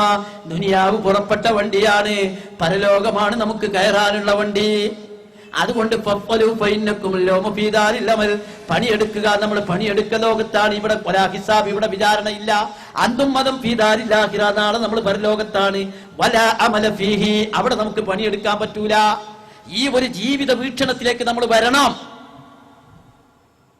നമുക്കിതിലൊക്കെ ഒരുപാട് പുറകാം. ഒറ്റ ഉദാഹരണം പറഞ്ഞാൽ എനിക്ക് മനസ്സിലാവും. മോൾക്കൊരു കേസ് വന്നു, പുതിയാപ്പിളുടെ കേസ്. ഒരു പുതിയാപ്പിള, ദീനുണ്ട്, നിസ്കാരമുണ്ട്, ഇസ്ലാമുണ്ട്, അള്ളാഹുവിൽ വിശ്വാസമുണ്ട്, ഒക്കെ ഉഷാറാണ്, ഒക്കെ കൊള്ളാം, ദീനിയായിട്ടൊക്കെ വളരെ ഉയരത്തിലാണ്. പക്ഷെ ചെറിയ ഒരു ജോലിയുള്ളൂ, അല്പത്തിന് സൗന്ദര്യക്കുറവുണ്ട്. വേറൊരു കേസ്, ചെറിയ ദീനുള്ളൂ. അങ്ങനെയുള്ള തീരെ ദീനില്ല ചിലപ്പോൾ നമ്മൾ സമ്മതിക്കില്ല. ചെറിയ ഒരു ദീനുള്ളൂ എന്ന് പറഞ്ഞാൽ മുപ്പിലടക്കൊക്കെ കയറിക്കോളൂ. നല്ല രസമുണ്ട്, നല്ല കാശുണ്ട്. നമ്മൾ ആർക്കാ പ്രാമുഖ്യം കൊടുക്കുക? സത്യം പറയണം. നമ്മൾ രണ്ടാമത്തെ കേസിന് പ്രാമുഖ്യം കൊടുക്കുന്നു. കാരണം ആദ്യത്തെ ഏതാ നല്ല കേസ് എന്നാണ് നമ്മൾ തീരുമാനിക്കുക. ഏതാ നല്ല കേസ്? നല്ല കേസ് രണ്ടാമത്തത് നമ്മൾ പറയുന്നത് അല്ല, നല്ല കേസ് ഒന്നാമത്തത്. കാരണം വിജയിച്ച മനുഷ്യൻ ഒന്നാമവൻ, വിജയിച്ച മനുഷ്യൻ ഒന്നാമൻ, ഭാഗ്യവാൻ ഒന്നാമൻ, അടിസ്ഥാന വിജയം കിട്ടാൻ പോകുന്നവൻ ഒന്നാമൻ. ഇവിടെയാണ് ജീവിത വീക്ഷണം രൂപപ്പെടേണ്ടത്. ഈ ജീവിത വീക്ഷണം രൂപപ്പെട്ടവർക്കാണ് പരലോകത്ത് സ്വർഗം. അതുകൊണ്ട് ഐഹിക ജീവിതത്തെക്കാൾ പാരത്രിക ജീവിതത്തിന് പ്രാമുഖ്യം കൊടുക്കുന്ന ഒരു ജീവിത സംസ്കാരം നമ്മൾ വളർത്തിയെടുക്കാൻ വേണ്ടി ശ്രമിക്കണം. ഇതാണ് എനിക്ക് പറയാനുള്ളത്. നമ്മൾ പരലോകത്തെ കുറിച്ചുള്ള ഒരു ബോധം നമ്മുടെ മനസ്സിൽ എപ്പോഴും വേണം. പരലോക ബോധം അതൊരു പേടിച്ചേരേണ്ട ബോധമല്ല. ഏതൊരു കാര്യം ചെയ്യുമ്പോഴും അള്ളാഹു കാണുന്നുണ്ടല്ലോ, അള്ളാഹിനോട് ഉത്തരം പറയേണ്ടി വരുമല്ലോ എന്ന ബോധം, അതാണ് പരലോക ബോധം. ഇതിന് അള്ളാഹുവിന്റെ മുമ്പിൽ ഞാൻ ഉത്തരം പറയേണ്ടി വരുമല്ലോ എന്ന ബോധം. ആണോ പാല് വിൽക്കുന്ന പാൽക്കാരി പെൺകുട്ടി പാലിൽ വെള്ളം ചേർക്കാനും പറയുമ്പോ അവിടെ പറയുന്നുണ്ടല്ലോ, ആരും കാണില്ലെങ്കിലും ആര് കാണും? അള്ളാഹ് കാണില്ലേ? അള്ളാഹുവിനോടെന്ത് മറുപടി പറയും? ആട്ടിടയനായ കുട്ടിയോട് ഉമർ ഖത്താബ് റളിയല്ലാഹു ചോദിച്ചു, മോനെ ഒരു ആട്ടിനെ തരുവോ? ഇല്ല. യജമാനൻ വഴക്ക് പറയും. ചെന്നായ പിടിച്ചതാണെന്ന് പറഞ്ഞൂടെ? ശരിയാ, ചെന്നായ പിടിച്ചെന്ന് പറഞ്ഞാൽ യജമാനൻ വിശ്വസിക്കും. പക്ഷെ അള്ളാഹിനോടെന്ത് പറയും? ആട്ടിനെ മേക്കുന്ന ആട്ടിടയനായ കുട്ടി മുതൽ പാല് വിൽക്കുന്ന പാൽക്കാരി പെണ്ണ് മുതൽ രാജ്യം ഭരിക്കുന്ന ഭരണാധികാരി, മഹാനായ അബൂ ഉമർ റളിയല്ലാഹുവിന്റെ കാലത്ത് അദ്ദേഹത്തിന് ശമ്പളത്തിന് പകരം ഖജനാബീനത്തിന് ധാന്യമണികളാണ് കിട്ടുക. ആ ധാന്യമണികള് അതാണ് അദ്ദേഹത്തിന് റേഷനാണ് ആകെ കൂടി ശമ്പളം. പക്ഷെ ഒരു ദിവസം ഭാര്യയോട് പറഞ്ഞു, ഞാൻ പണ്ടൊരു അപ്പം പോലത്തെ സാധനമൊക്കെ തിന്നിരുന്നു, കിട്ടാൻ തരക്കടില്ലായിരുന്നു. എങ്ങനെ കിട്ടാനാ? അപ്പതല്ലേ കഷ്ടപ്പാട, ഖലീഫായി പോയില്ലേ. പണ്ട് നല്ല ഭക്ഷണമൊക്കെ കഴിച്ച് നടന്ന ആളാ. പക്ഷെ കുറെ ദിവസം കഴിഞ്ഞപ്പോ ഭാര്യ അപ്പം ഉണ്ടാക്കി കൊടുക്കുകയാണ്. സന്തോഷത്തോടു കൂടി അത് തിന്നുമ്പോ ചോദിച്ചു, എവിടുന്ന് കിട്ടി? ഭാര്യ പറഞ്ഞു, നമുക്കെന്നും റേഷനായിട്ട് കിട്ടുന്ന ധാന്യമണികളിൽ നിന്ന് ഒരു പിടി, അധികം പിടിച്ചാൽ പട്ടിണിയാവും, ഒരു പിടി ധാന്യം ഞാൻ ഇങ്ങനെ മാറ്റിവെക്കും, അതൊക്കെ കൂടി കൂട്ടി പൊടിച്ച് ചുട്ടുണ്ടാക്കിയതാണ് ഈ അപ്പം. ഖലീഫ ഉമർ റളിയല്ലാഹു അൻഹു പറഞ്ഞു, നല്ല സാമർത്ഥ്യം, കൊള്ളാം. പക്ഷേ ഒരു പ്രശ്നം ബാക്കിയുണ്ട്. നമുക്ക് ജീവിക്കാൻ വേണ്ട ധാന്യമണികളല്ലേ ഖജനാവിൽ നിന്ന് വാങ്ങാൻ പാടുള്ളൂ? അതെ, അത്രല്ലേ വാങ്ങുന്നുള്ളൂ? അല്ല, ഒരു പിടി ധാന്യം മാറ്റി വെച്ചിട്ടും ബാക്കി ധാന്യം കൊണ്ട് നമ്മൾ കുറെ ദിവസമായി ജീവിക്കുന്നില്ലേ? അഥവാ നമ്മൾ ഒരു പിടി ധാന്യം അധികം വാങ്ങുന്നു എന്നല്ലേ അതിന്റെ അർത്ഥം? അതുകൊണ്ട് ഈ രാജ്യത്തിലെ പ്രജകളാരും ഉമറിനെ ചോദ്യം ചെയ്യില്ല. അള്ളാഹിനോട് ഒരു പിടി ധാന്യത്തിന് ഞാൻ എന്ത് മറുപടി പറയും? പടച്ച തമ്പുരാനോട് ഒരു പിടി ധാന്യത്തിന് ഞാൻ എന്ത് ഉത്തരം പറയും? ഇതാകുന്നു പരലോകബോധം. മഹാനായ ഉമർ ബിൻ അബ്ദുൽ അസീസ് റളിയല്ലാഹുവിന്റെ കാലത്ത് ഖജനാവിൽ ശേഖരിക്കപ്പെട്ട ആപ്പിൾ കൂമ്പാരം, ആപ്പിൾ കൂമ്പാരത്തിൽ നിന്ന് അദ്ദേഹത്തിന്റെ കൊച്ചുമോന് പോയിട്ട് ആപ്പിൾ എടുക്കുകയാണ്. ഖലീഫ ഓടിച്ചെന്ന് കുട്ടിയുടെ കൈക്ക് കയറി പിടിച്ച് കുട്ടിയിൽ നിന്ന് ആപ്പിൾ വാങ്ങുകയാണ്. കുട്ടി ആപ്പിളിനോടുള്ള കൊതി മൂലം വാവിട്ട് പൊട്ടിക്കരയുകയാണ്. കുട്ടിയിൽ നിന്ന് സമ്മർദ്ദം ചെലുത്തി ആപ്പിൾ വാങ്ങി ആ കുട്ടിയെ വീട്ടിലേക്ക് അടിച്ചോടിച്ചു. രാത്രി വീട്ടിൽ ചെന്നപ്പോ ജനങ്ങൾക്ക് വിതരണം ചെയ്ത ആപ്പിൾ ഭക്ഷണത്തളികയിൽ ഗൗരവത്തോടു കൂടി ഭാര്യ ഫാത്തിമയെ വിളിച്ചിട്ട് ചോദിച്ചു, ഫാത്തിമ എവിടുന്നാണ് ഈ ആപ്പിൾ? ഭാര്യ പറഞ്ഞു, നിങ്ങൾ ഗൗരവപ്പെടണ്ട, നമ്മുടെ കുട്ടിക്ക് ആപ്പിളിനോട് നല്ല കൊതിയുള്ളത് കൊണ്ട് ഇന്നത്തെ ധാന്യം വിട്ടിട്ട് ഞാൻ പകരം വാങ്ങിയതാണ് ഈ ആപ്പിള് എന്ന് പറഞ്ഞ നിങ്ങളൊരു ആപ്പിളിന്റെ കഷ്ണം എന്റെ മോനിക്ക് കൊടുത്തില്ലോ എന്ന് പെണ്ണുങ്ങളുടെ ഒരു കുത്തയിലുണ്ട്, ഒരു ചെറിയ കുത്ത്. ഇത് മനസ്സിലാക്കിയ ഖലീഫ ഉമർ ബിൻ അബ്ദുൽ അസീസ് റളിയല്ലാഹു അൻഹു പറഞ്ഞു, ഫാത്തിമ, നബിയുടെ മകളല്ല വേറെ ഫാത്തിമ, എന്റെ മകന്റെ കയ്യിൽ നിന്ന് നേരത്തെ ആപ്പിൾ വാങ്ങുമ്പോൾ അവൻ ആപ്പിളിനോടുള്ള കൊതി മൂലം അതിനു വേണ്ടി വാവിട്ട് കരയുമ്പോൾ അവന്റെ കയ്യിൽ നിന്ന് സമ്മർദ്ദം ചെലുത്തി ഞാനത് വാങ്ങുമ്പോൾ എന്റെ കരളിന്റെ കഷണം പറിച്ചെടുക്കുന്ന വേദന ഫാത്തിമ ഞാൻ അനുഭവിച്ചു. പക്ഷെ ജനങ്ങളുടെ ആപ്പിൾ കൂമ്പാരത്തിൽ നിന്നൊരാപ്പിള് ഭരണാധികാരിയുടെ മകനെന്ന അവകാശം ഉപയോഗപ്പെടുത്തി എന്റെ കൊച്ചുമോന് കൊടുത്താൽ നാളെ അല്ലാഹുവിനോടെന്ത് ഞാൻ മറുപടി പറയും? ഇതാകുന്നു പരലോകബോധം, ഇതാകുന്നു പരലോകബോധം. ആ പരലോകബോധം അല്ലാഹുവിന്റെ മുമ്പിൽ ഉത്തരം പറയണ്ടേ എന്ന ബോധം അത് ജീവിതത്തെ സ്വാധീനിക്കണം. അത് ജീവിതത്തിന്റെ വികല മേഖലകളെയും സ്വാധീനിക്കണം. പടച്ചവന്റെ മുമ്പിൽ ഉത്തരം പറയണമെന്ന ബോധം നമ്മുടെ കുട്ടികളിലും നമ്മളിലും വളർത്തിയെടുക്കണം. കാരണം നമ്മളൊന്നും വലിയ ഈ സുഖമൊന്നുമില്ലല്ലോ. അള്ളാടെ മുമ്പില് കയ്യും കെട്ടി നിൽക്കേണ്ടവരല്ലേ, കയ്യും കെട്ടി നിൽക്കേണ്ടവരല്ലേ. അങ്ങോട്ട് ചെല്ലുമ്പോ തന്നെ അള്ള ചോദിക്കണ ചോദ്യം എന്താണെന്നറിയോ? ഒറ്റക്കാണല്ലേ വരവീണ, ഹൽക്കേലുള്ള ആളുകളൊന്നും ഇല്ലല്ലോ, കാർക്കൂനുകളും റുക്കുനുകളൊന്നും ഇല്ലല്ലോ, മഹല്ലത്തിലെ ആളുകളില്ലല്ലോ, മഹല്ല പ്രസിഡന്റ് ഇല്ലല്ലോ, രാഷ്ട്രീയ പാർട്ടിയുടെ നേതാവില്ലല്ലോ, ആരുമില്ലല്ലോ. വലക്കത് ഒറ്റക്കാണല്ലേ വരവ്. ഒറ്റക്ക് നിന്നിട്ട് അള്ളാനോട് കയ്യും കെട്ടി കണക്ക് ബോധിപ്പിക്കണ്ടേ? ഈ കണക്ക് ബോധിപ്പിക്കുന്നതിൽ നിന്ന് ആരും രക്ഷയില്ല, ആരും മോചിതരല്ല. മഹാന്മാരായ അമ്പിയാക്കന്മാര് വരെ പടച്ച തമ്പുരാന്റെ മുമ്പിൽ പോയി നിൽക്കണ്ടേ നോർത്ത് കരഞ്ഞിരുന്നവരായിരുന്നു. അപ്പൊ നമ്മളോ? അവര് പോലും കരഞ്ഞിരുന്നവരാ. മഹാനായ റസൂലുള്ളാഹി സ്വല്ലല്ലാഹു അലൈഹി വസല്ലം തിരുമേനി തങ്ങള് ഇബ്നു മസ്ഊദ് റളിയല്ലാഹു അൻഹു കണ്ടപ്പോ പറഞ്ഞു, ഇബ്നു മസ്ഊദെ കുറച്ച് ഖുർആൻ ഓതി എന്ന് പറഞ്ഞു. ഇബ്നു മസ്ഊദ് റളിയല്ലാഹു അൻഹു ചോദിച്ചു, ഞാൻ റസൂലുള്ളാഹിക്ക് ഓതി തരേ? ഓതി ഇബ്നു മസ്ഊദെ, ഓതി. ഇബ്നു മസ്ഊദ് റളിയല്ലാഹു അൻഹു ഇങ്ങനെ ഓതുകയാണ്, വജിനാ ബിക അലാ ഹുലാഹി ഷഹീദാ ഫകൈഫ ഇദാ ജിനാ മിൻ കുല്ലി ഉമ്മത്തിൻ ബിശഹീദ്. ഓരോ അമ്പിയാക്കന്മാരെയും അവരുടെ ജനതകൾക്ക് അവർ സാക്ഷ്യം വഹിച്ചോ എന്ന് അന്വേഷിച്ചുകൊണ്ട് താങ്കളെയും ചോദ്യം ചെയ്യുന്ന ഘട്ടം വരുമെന്ന്, റസൂലുള്ളാഹിനെയും അല്ലാഹു ചോദ്യം ചെയ്യുമെന്ന ഘട്ടം എത്തിയപ്പോൾ അല്ലാഹുവിന്റെ റസൂല് പൊട്ടി പൊട്ടി കരയുകയാണ്. ഞാൻ അഷ്റഫുൽ ഖൽഖായ റസൂല്, താൻ അല്ലാഹുവിന്റെ മുമ്പിൽ ഉത്തരം പറയണ്ടേ? തന്നെ ഏൽപ്പിച്ച ദൗത്യം ഞാൻ നിർവഹിച്ചോ എന്ന് അല്ലാഹുവിനോട് കണക്ക് ബോധിപ്പിക്കണ്ടേ എന്ന് ഓർത്തുകൊണ്ട് അഷ്റഫുൽ ഖൽഖ് റസൂലുള്ള പൊട്ടി പൊട്ടി കരഞ്ഞെങ്കിൽ സഹോദരന്മാരെ, ഞാനും നിങ്ങളും പരലോകത്തെ ഓർത്ത് എത്ര എത്ര കരയണം. അന്ന് ആരുമില്ലല്ലോ, നമ്മൾ അള്ളാഹിന്റെ മുമ്പിൽ നിൽക്കണ്ടേ, ഇത് നമ്മൾ ഓർത്ത് കരയണ്ടേ? മഹാനായ അബൂബക്കർ സിദ്ദീഖ് റളിയല്ലാഹു അൻഹു, അബൂബക്കർ സിദ്ദീഖ് റളിയല്ലാഹു അൻഹുവിനെ കുറിച്ച് ഒരുപാട് നമ്മൾ പറഞ്ഞു. വിശ്വാസത്തിൽ ദൃഢവാനാണ് അദ്ദേഹം, സിദ്ദീഖാണ്, സിദ്ദീഖുൽ അക്ബർ. നബി സല്ലല്ലാഹു അലൈഹി വസല്ലം തിരുമേനിക്ക് സുഖമില്ലാതായി, ആരെ ഇമാമത്ത് നിർത്തണം എന്നുള്ള ചർച്ച വന്നു. അതിനിടയ്ക്ക് റസൂലുള്ള പറഞ്ഞു, അബൂബക്കർ ഇമാമത്ത് നിൽക്കട്ടെ. പറഞ്ഞത് ആയിഷ റളിയല്ലാഹു അൻഹാ, ആയിഷയുടെ വാപ്പ അബൂബക്കർ സിദ്ദീഖിന്റെ മകളോടാ പറഞ്ഞത്. ഉടനെ തന്നെ അബൂബക്കർ സിദ്ദീഖിന്റെ മകൾ ആയിഷ റളിയല്ലാഹു അൻഹ പറഞ്ഞു, എന്താ റസൂലെ, വാപ്പാനുണ്ട് ഇമാമത്ത് നിർത്താൻ പറ്റുക? വാപ്പാൻ ആരെങ്കിലും ഇമാമത്ത് നിർത്തോ? ഏയ്, അബൂബക്കർ നിൽക്കട്ടെ. റസൂലെ, വാപ്പാക്ക് ഇമാമത്ത് നിൽക്കാൻ പറ്റൂല. വാപ്പ ഖുർആൻ ഓതിക്കൊടങ്ങിയ ബക്കാലിലെ കരച്ചിലുകാരൻ, വെറും കരച്ചില്. മനുഷ്യന്മാര് ബുദ്ധിമുട്ടിപ്പോകും. വാപ്പാക്ക് ഖുർആൻ ഓതിയാൽ കരച്ചിലാ വരുള്ളൂ. മഹാനായ അബൂബക്കർ സിദ്ദീഖ് റളിയല്ലാഹു അൻഹു അല്ലാഹുവിന്റെ കലാം ഓതുമ്പോ കരഞ്ഞുണ്ടേ ഓതാൻ കഴിയുമായിരുന്നുള്ളൂ. എപ്പോഴും അതായിരുന്നു അവസ്ഥ. ആ അബൂബക്കർ സിദ്ദീഖ് റളിയല്ലാഹു അൻഹു പക്ഷികളെ കാണുമ്പോ അതിന്റെ അരികിലേക്ക് ചെല്ലും. അതിനോട് ചോദിക്കും, അല്ലയോ കിളികളെ, പക്ഷികളെ, നിങ്ങൾ എത്ര ഭാഗ്യവാന്മാരാണ്.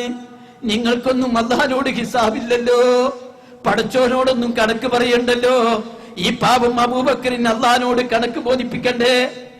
അദ്ദേഹം വളർന്നു വരുന്ന ചെടികളുടെ അരികെ പോയിട്ട് പറയും, ചെടികളെ, നിങ്ങൾ എത്ര ഭാഗ്യവാന്മാരാണ്, നിങ്ങൾക്കൊന്നും പടച്ചവനോട് വിചാരണ നടത്തണ്ടല്ലോ, ഈ പാപം അബൂബക്കറിന് പടച്ചവനോട് കണക്ക് പറയണ്ടേ. നോക്കണം അവരുടെ ഒക്കെ മനസ്സിലെ ചിന്ത. ആരാ? അബൂബക്കർ സിദ്ദീഖ് റളിയല്ലാഹു അൻഹു ആണ് ഈ പറയുന്നത്. അദ്ദേഹമാണിത്. മഹാനായ ഉമർ ഇബ്നുൽ ഖത്താബ് റളിയല്ലാഹു അൻഹു, ഞാൻ പഠിച്ചിടത്തോളം ദുനിയാവിൽ അല്ലാഹ് ഇതുപോലത്തെ ഒരു മനുഷ്യനെ സൃഷ്ടിച്ചിട്ടില്ല എന്ന്. ഗാംഭീര്യത്തിന്റെ ഉടമ എന്ന് പറഞ്ഞ എന്റെ റബ്ബേ, വല്ലാത്തൊരു ഗാംഭീര്യത്തിന്റെ ഉടമയാണ് ഉമർ റളിയല്ലാഹു അൻഹു. ആര് കണ്ടാലും ആ ഗാംഭീര്യത്തിന്റെ തേജസ് ഭയങ്കര. പല തമാശ. മൂപ്പരല്ലേ ബാർബറെ കൊണ്ട് മുടി വെട്ടിച്ചപ്പോ പറഞ്ഞ് മുരണ്ടതാ, ഒന്നും ഉണ്ടായില്ല, ബാർബർ മൂത്രമൊഴിച്ചു. പിന്നെ ഉമർ റളിയല്ലാഹു അൻഹു വലിയ സങ്കടായി, കുറച്ച് കാശൊക്കെ കൊടുത്ത് വിട്ടു. ആ ഗാംഭീര്യം അത്ര ഉണ്ടായിരുന്നു. ഒരിക്കൽ റസൂൽ പറഞ്ഞു, ഞാൻ മിറാജിന് പോയപ്പോൾ ഒരു വലിയ കൊട്ടാരം കണ്ടു. കൊട്ടാരത്തിന് മുമ്പിൽ ഒരു സ്ത്രീ നിന്നിട്ട് ഒതു എടുക്കുന്നുണ്ടു. ഞാൻ ആ സ്ത്രീയോട് ചോദിച്ചു, ഇത് ആരെ കൊട്ടാരാന്ന് ചോദിച്ചു. ഉമർ റളിയല്ലാഹു അൻഹുവിനോടാണ് ഈ പറഞ്ഞതേ. ആ സ്ത്രീ പറഞ്ഞു, ഇത് ഖലീഫ ഉമർ ഇബ്നുൽ ഖത്താബിന്റെ കൊട്ടാരാണ്. ആ, നമ്മളെ ഉമറിന്റെ കൊട്ടാരല്ലേ, ഒന്ന് കയറി കണ്ടേക്കാ വിചാരിച്ച് ഞാൻ കാലിങ്ങനെ വെച്ചപ്പോഴാണ് ഈ ഉമറിന്റെ ആ ചൊടി ഇങ്ങോട്ട് ഓർമ്മ വന്നത്. ഇത് ദുനിയാവൊന്നുമല്ലല്ലോ, ദുനിയാവാണെങ്കിൽ എവിടെ അനുയായിയല്ലേ. ഉമറിന്റെ ആ ചൊടി ഓർമ്മ വന്നപ്പോ ഉമറെ ഞാൻ കണ്ട് പിന്മാറി.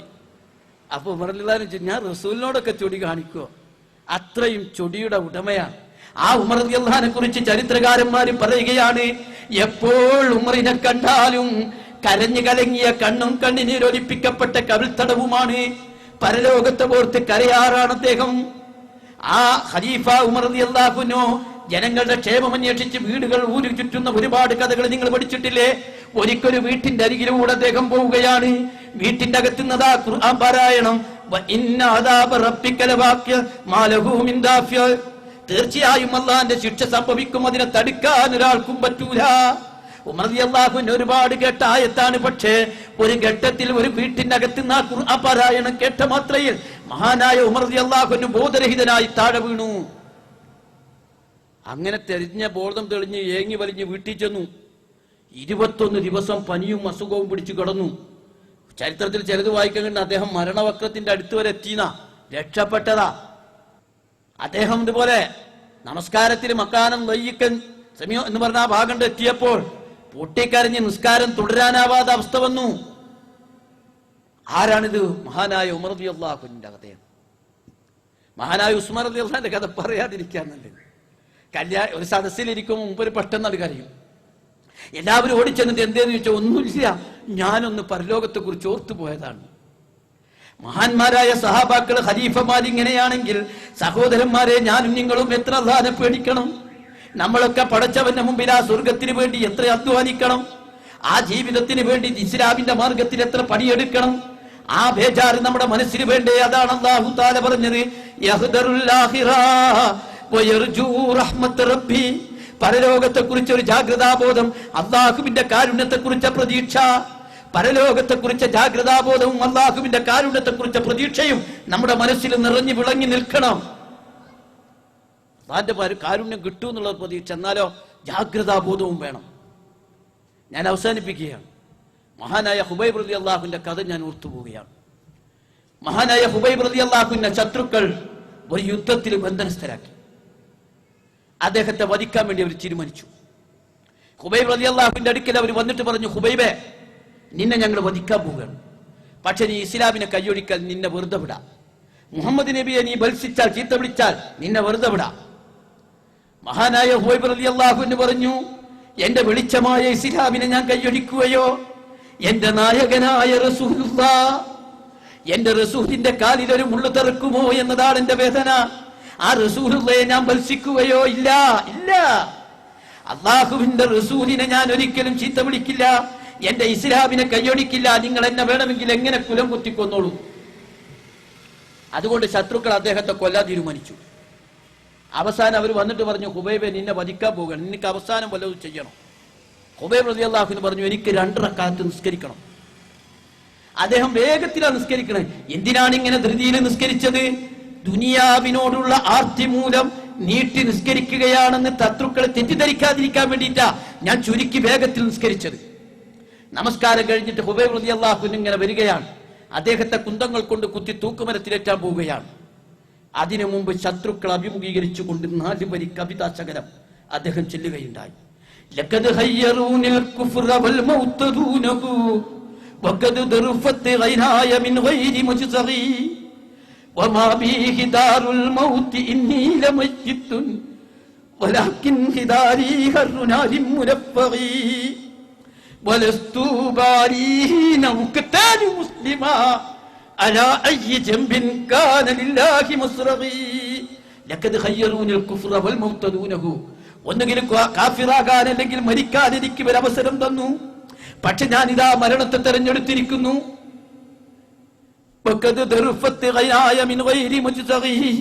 എന്റെ കണ്ണിൽ നിന്ന് ഇതാ കണ്ണുനീരുകൾ ധാരധാരയായി ഒഴുകുകയാണ്. അദ്ദേഹം ഇങ്ങനെ കരയാണ്. ഞാനിപ്പോ മരിച്ചു പോകുമല്ലോ എന്ന് പേടിച്ചിട്ടല്ല കരയുന്നത്. അല്ലാഹുവിന്റെ മാർഗത്തിൽ ശഹീദാകാൻ പോകുന്ന ഞാൻ ഇപ്പൊ മരിക്കോലോ എന്ന് പേടിച്ചിട്ടല്ല കരയുന്നത്. ഇന്നല്ലെങ്കിൽ നാളെ ഞാൻ മരിക്കാനുള്ളവനാണ്. പക്ഷേ ഹുബൈബ് കരയുന്നത് എന്താണെന്നറിയോ?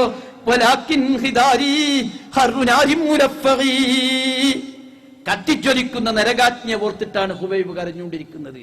മരിച്ചങ്ങട് ചെന്നാൽ എന്തായിരിക്കും? എന്റെ ബേജാറ് മുഴുവൻ നരകത്തെക്കുറിച്ചാ. എന്റെ ബേജാറ് മുഴുവൻ നരകത്തെക്കുറിച്ചായതുകൊണ്ട് ഇതാ ഹുബൈബ് പറയുന്നു,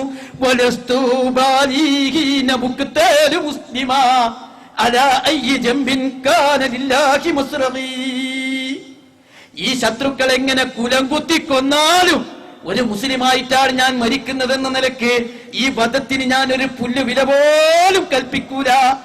ഇസ്ലാമിന്റെ മാർഗത്തിൽ ശഹീദാകുന്ന ഹുബൈബിനെ ബേജാറ് കൊള്ളിക്കുന്നത് നരകത്തെക്കുറിച്ചുള്ള ഓർമ്മയാണ് എന്നാണ് ഹുബൈബ് റളിയല്ലാഹു അൻഹു പാടിയതെങ്കിൽ, സഹോദരന്മാരെ, സഹോദരികളെ, ഞാനും നിങ്ങളും എത്രമാത്രം ബേജാറ് കൊള്ളണം. ആ ഗൗരവം യഹ്ദറുൽ ആഖിറ, പരലോകത്തെക്കുറിച്ച ജാഗ്രതാ ബോധവും, യർജു റഹ്മത്ത് റബ്ബി, അള്ളാഹുവിന്റെ കാരുണ്യത്തെക്കുറിച്ച പ്രതീക്ഷയും സമന്വയിപ്പിച്ചുകൊണ്ട് ശിഷ്ട ജീവിതം അള്ളാഹുവിന്റെ മാർഗത്തിൽ ചെലവഴിക്കാൻ ഞാനും നിങ്ങളും തയ്യാറാകണം. ഇന്ന് മുനിസായിട്ട് നിങ്ങളെ രാത്രി ദീനി മാർഗത്തിൽ മലക്കുകളുടെ ചിറക് വിരിച്ചേരുന്ന സദസ്സിലാണ്. നമ്മുടെ രാത്രികളും പകലുകളൊക്കെ പരമാവധി ദീനിന്റെ മാർഗത്തിലാക്കുക. ഒരുപാട് പിശാചുക്കളുടെ ഇടയിലാണ് നമ്മളൊക്കെ ജീവിക്കുന്നത്. തെറ്റിലേക്ക് ഇങ്ങനെ വിരിച്ചു വഴിക്കുന്ന പിശാചുക്കളാണ് നമ്മുടെ ചുറ്റുമുള്ളത്. അള്ളാഹുവിന്റെ ഈമാൻ ഉറപ്പിച്ചുകൊണ്ട് ദൈവ പരലോക സ്മരണയിൽ, ഓർമ്മയിൽ ജീവിതത്തെ കടിഞ്ഞാണിടാൻ നമുക്ക് കഴിയണം. അങ്ങനെ ദുനിയാവിനെ വിറ്റ് പരലോകം ഏറ്റുവാങ്ങുന്ന വിജയികളുടെ കൂട്ടത്തിൽ ഉൾപ്പെടാൻ എനിക്കും നിങ്ങൾക്കും സാധിക്കണം. ഇസ്ലാമിന്റെ ഒരു കൾച്ചർ അനുസരിച്ച് നിങ്ങൾ താഴെ ചെറിയ ആളുകളൊക്കെ കാണുമ്പോൾ പരലോകം അനുസ്മരിക്കണം, പരലോകത്തെക്കുറിച്ച് ഓർമ്മപ്പെടുത്തണം, പരലോകത്തെക്കുറിച്ച് ഒസിയത്ത് കൊടുക്കണം, മക്കളോട് പരലോകത്തെക്കുറിച്ച് ഒസിയത്ത് കൊടുക്കണം, ഹിസാബിനെ കുറിച്ച് പറയണം. അതേ ഒരൊറ്റ കാര്യം വിട്ടുപോയതും കൂടി ഞാൻ ഓർമ്മപ്പെടുത്തണം. ആ ഗ്രന്ഥം നൽകുന്ന ഒരു രംഗമുണ്ടല്ലോ, ആ രംഗമൊക്കെ നമ്മളെ മക്കൾക്ക് പറഞ്ഞു കൊടുക്കണം. പരിശുദ്ധ ഖുർആൻ പറയുന്നു, ആ രംഗം സിജ്ജീനും ഇല്ലീനും നമ്മുടെ കയ്യിൽ തരുന്ന ഒരു രംഗമുണ്ട്. വഅമ്മാമൻ ഊതിയ കിതാബഹു ബിയമീനി ഫയഖൂലു യാ ലൈതനി വഅമ്മാമൻ ഊതിയ കിതാബഹു ബിയമീനി ഫസൗഫ യുഹാസബു ഹിസാബൻ യസീറാ വയൻഖലിബു ഇലാ അഹ്ലിഹി മസ്റൂറാ. വലത് കയ്യിൽ ഗ്രന്ഥം നൽകപ്പെടുന്ന ആൾക്ക് ലളിതമായ വിചാരണയാണ്. സന്തോഷത്തോടു കൂടി അത് അയാൾ വാങ്ങും. വഅമ്മാമൻ ഊതിയ കിതാബഹു ബിയമീനി ഫയഖൂലു ഹാ ഉംഖറഹു കിതാബിയാ ഇന്നി വനന്തു അന്നി മുലാകിൻ ഹിസാബിയാ. വലത് കയ്യിൽ ഗ്രന്ഥം നൽകപ്പെടുന്ന ആൾ പറയും, ഈ ഗ്രന്ഥം ഒന്ന് വായിച്ചു നോക്കുന്ന അയാളോട് പറഞ്ഞിട്ട്, അള്ളാനെ പേടിച്ച് ജീവിച്ചതിന്റെ ജീവിത റെക്കോർഡാണിത് എന്ന് പറയും. അതേസമയമോ ഇടത് കയ്യിൽ ഗ്രന്ഥം നൽകപ്പെടുന്ന ആളുടെ അവസ്ഥ, വഅമ്മാമൻ ഊതിയ കിതാബഹു ബിശിമാലി ഫയഖൂലു യാ ലൈതനി ലം ഊത കിതാബിയാ വലം അദ്രി മാ ഹിസാബിയാ യാ ലൈതഹാ കാനത്തിൽ ഖാളിയാ മാ അഗ്നാ അന്നി മാലിയാ ഹലക അന്നി സുൽത്താനിയാ. ഇടത് കയ്യിൽ ഗ്രന്ഥം നൽകപ്പെടുന്ന ആൾ പറയും, പഠിച്ചവനെ, ഇതുപോലത്തെ ഒരു ഗ്രന്ഥം എനിക്ക് കിട്ടാതിരുന്നെങ്കിൽ എന്റെ സമ്പത്ത് എനിക്ക് ഉപകരിച്ചില്ല, എന്റെ സ്ഥാനമാനങ്ങൾ എനിക്ക് ഉപകരിച്ചില്ല, ഞാൻ ഇങ്ങനെ തന്നെ അങ്ങ് തീർന്നു പോയിരുന്നെങ്കിൽ. വഅമ്മാമൻ ഊതിയ കിതാബഹു വറാ അൽഖിരി ഫസൗഫ യദഉ സുബൂറാ വയസ്ലാ സഗീറാ. പിൻഭാഗത്ത് കൂടെ ഗ്രന്ഥം കിട്ടുന്ന ആൾ പറഞ്ഞു വിളിച്ചാർക്കും, എന്റെ നാശമേന്ന് വിളിച്ചാർക്കും. ഈ ഗ്രന്ഥത്തെ കുറിച്ചൊക്കെ മക്കളോ അനുസ്മരിപ്പിക്കണം. ആ ഗ്രന്ഥമാണ് ഇങ്ങനെ റെക്കോർഡായിക്കൊണ്ടിരിക്കുന്നത് എന്ന് ഓർമ്മപ്പെടുത്തണം. നമ്മളെ ജീവിത റെക്കോർഡ് ഇങ്ങനെ ഉണ്ടായിക്കൊണ്ടിരിക്കുകയാണെന്ന് ഓർമ്മപ്പെടുത്തണം. അങ്ങനെ ഒരു പരലോകത്തിന്റെ മനസ്സ് നമുക്കിടയിലൊക്കെ ഉണ്ടാക്കിയെടുക്കണം. ഇടക്കിടക്ക് അതുസംബന്ധമായ ഗ്രന്ഥങ്ങൾ വായിക്കുകയും ഖുർആൻ പാരായണം. ഖുർആൻ നിങ്ങൾ ഏത് പേജ് എടുത്തോളൂ പരലോകത്തെക്കുറിച്ച് പറഞ്ഞിട്ടുണ്ട്, ദുനിയാവിന്റെ ക്ഷണികതയെക്കുറിച്ച് പറഞ്ഞിട്ടുണ്ട്. അതാണ് യഥാർത്ഥത്തിൽ നമ്മൾ വളർത്തിയെടുക്കേണ്ടത്. എങ്കിലേ നമുക്ക് മഹാന്മാരായ അമ്പിയാക്കന്മാരും സഹാബാക്കളും ഒക്കെ ഒത്തുചേരുന്ന സ്വർഗത്തിൽ നമ്മുടെ ഇണകളോടും കുട്ടികളോടും ഒപ്പം സന്തോഷത്തോടു കൂടി ഒത്തുചേരാൻ കഴിയുകയുള്ളൂ. അല്ലാഹു തആല അതിന് നമ്മെ തൗഫീഖ് നൽകി അനുഗ്രഹിക്കുമാറാകട്ടെ. അൽഹംദുലില്ലാഹി റബ്ബിൽ ആലമീൻ. അസ്സലാമു അലൈക്കും.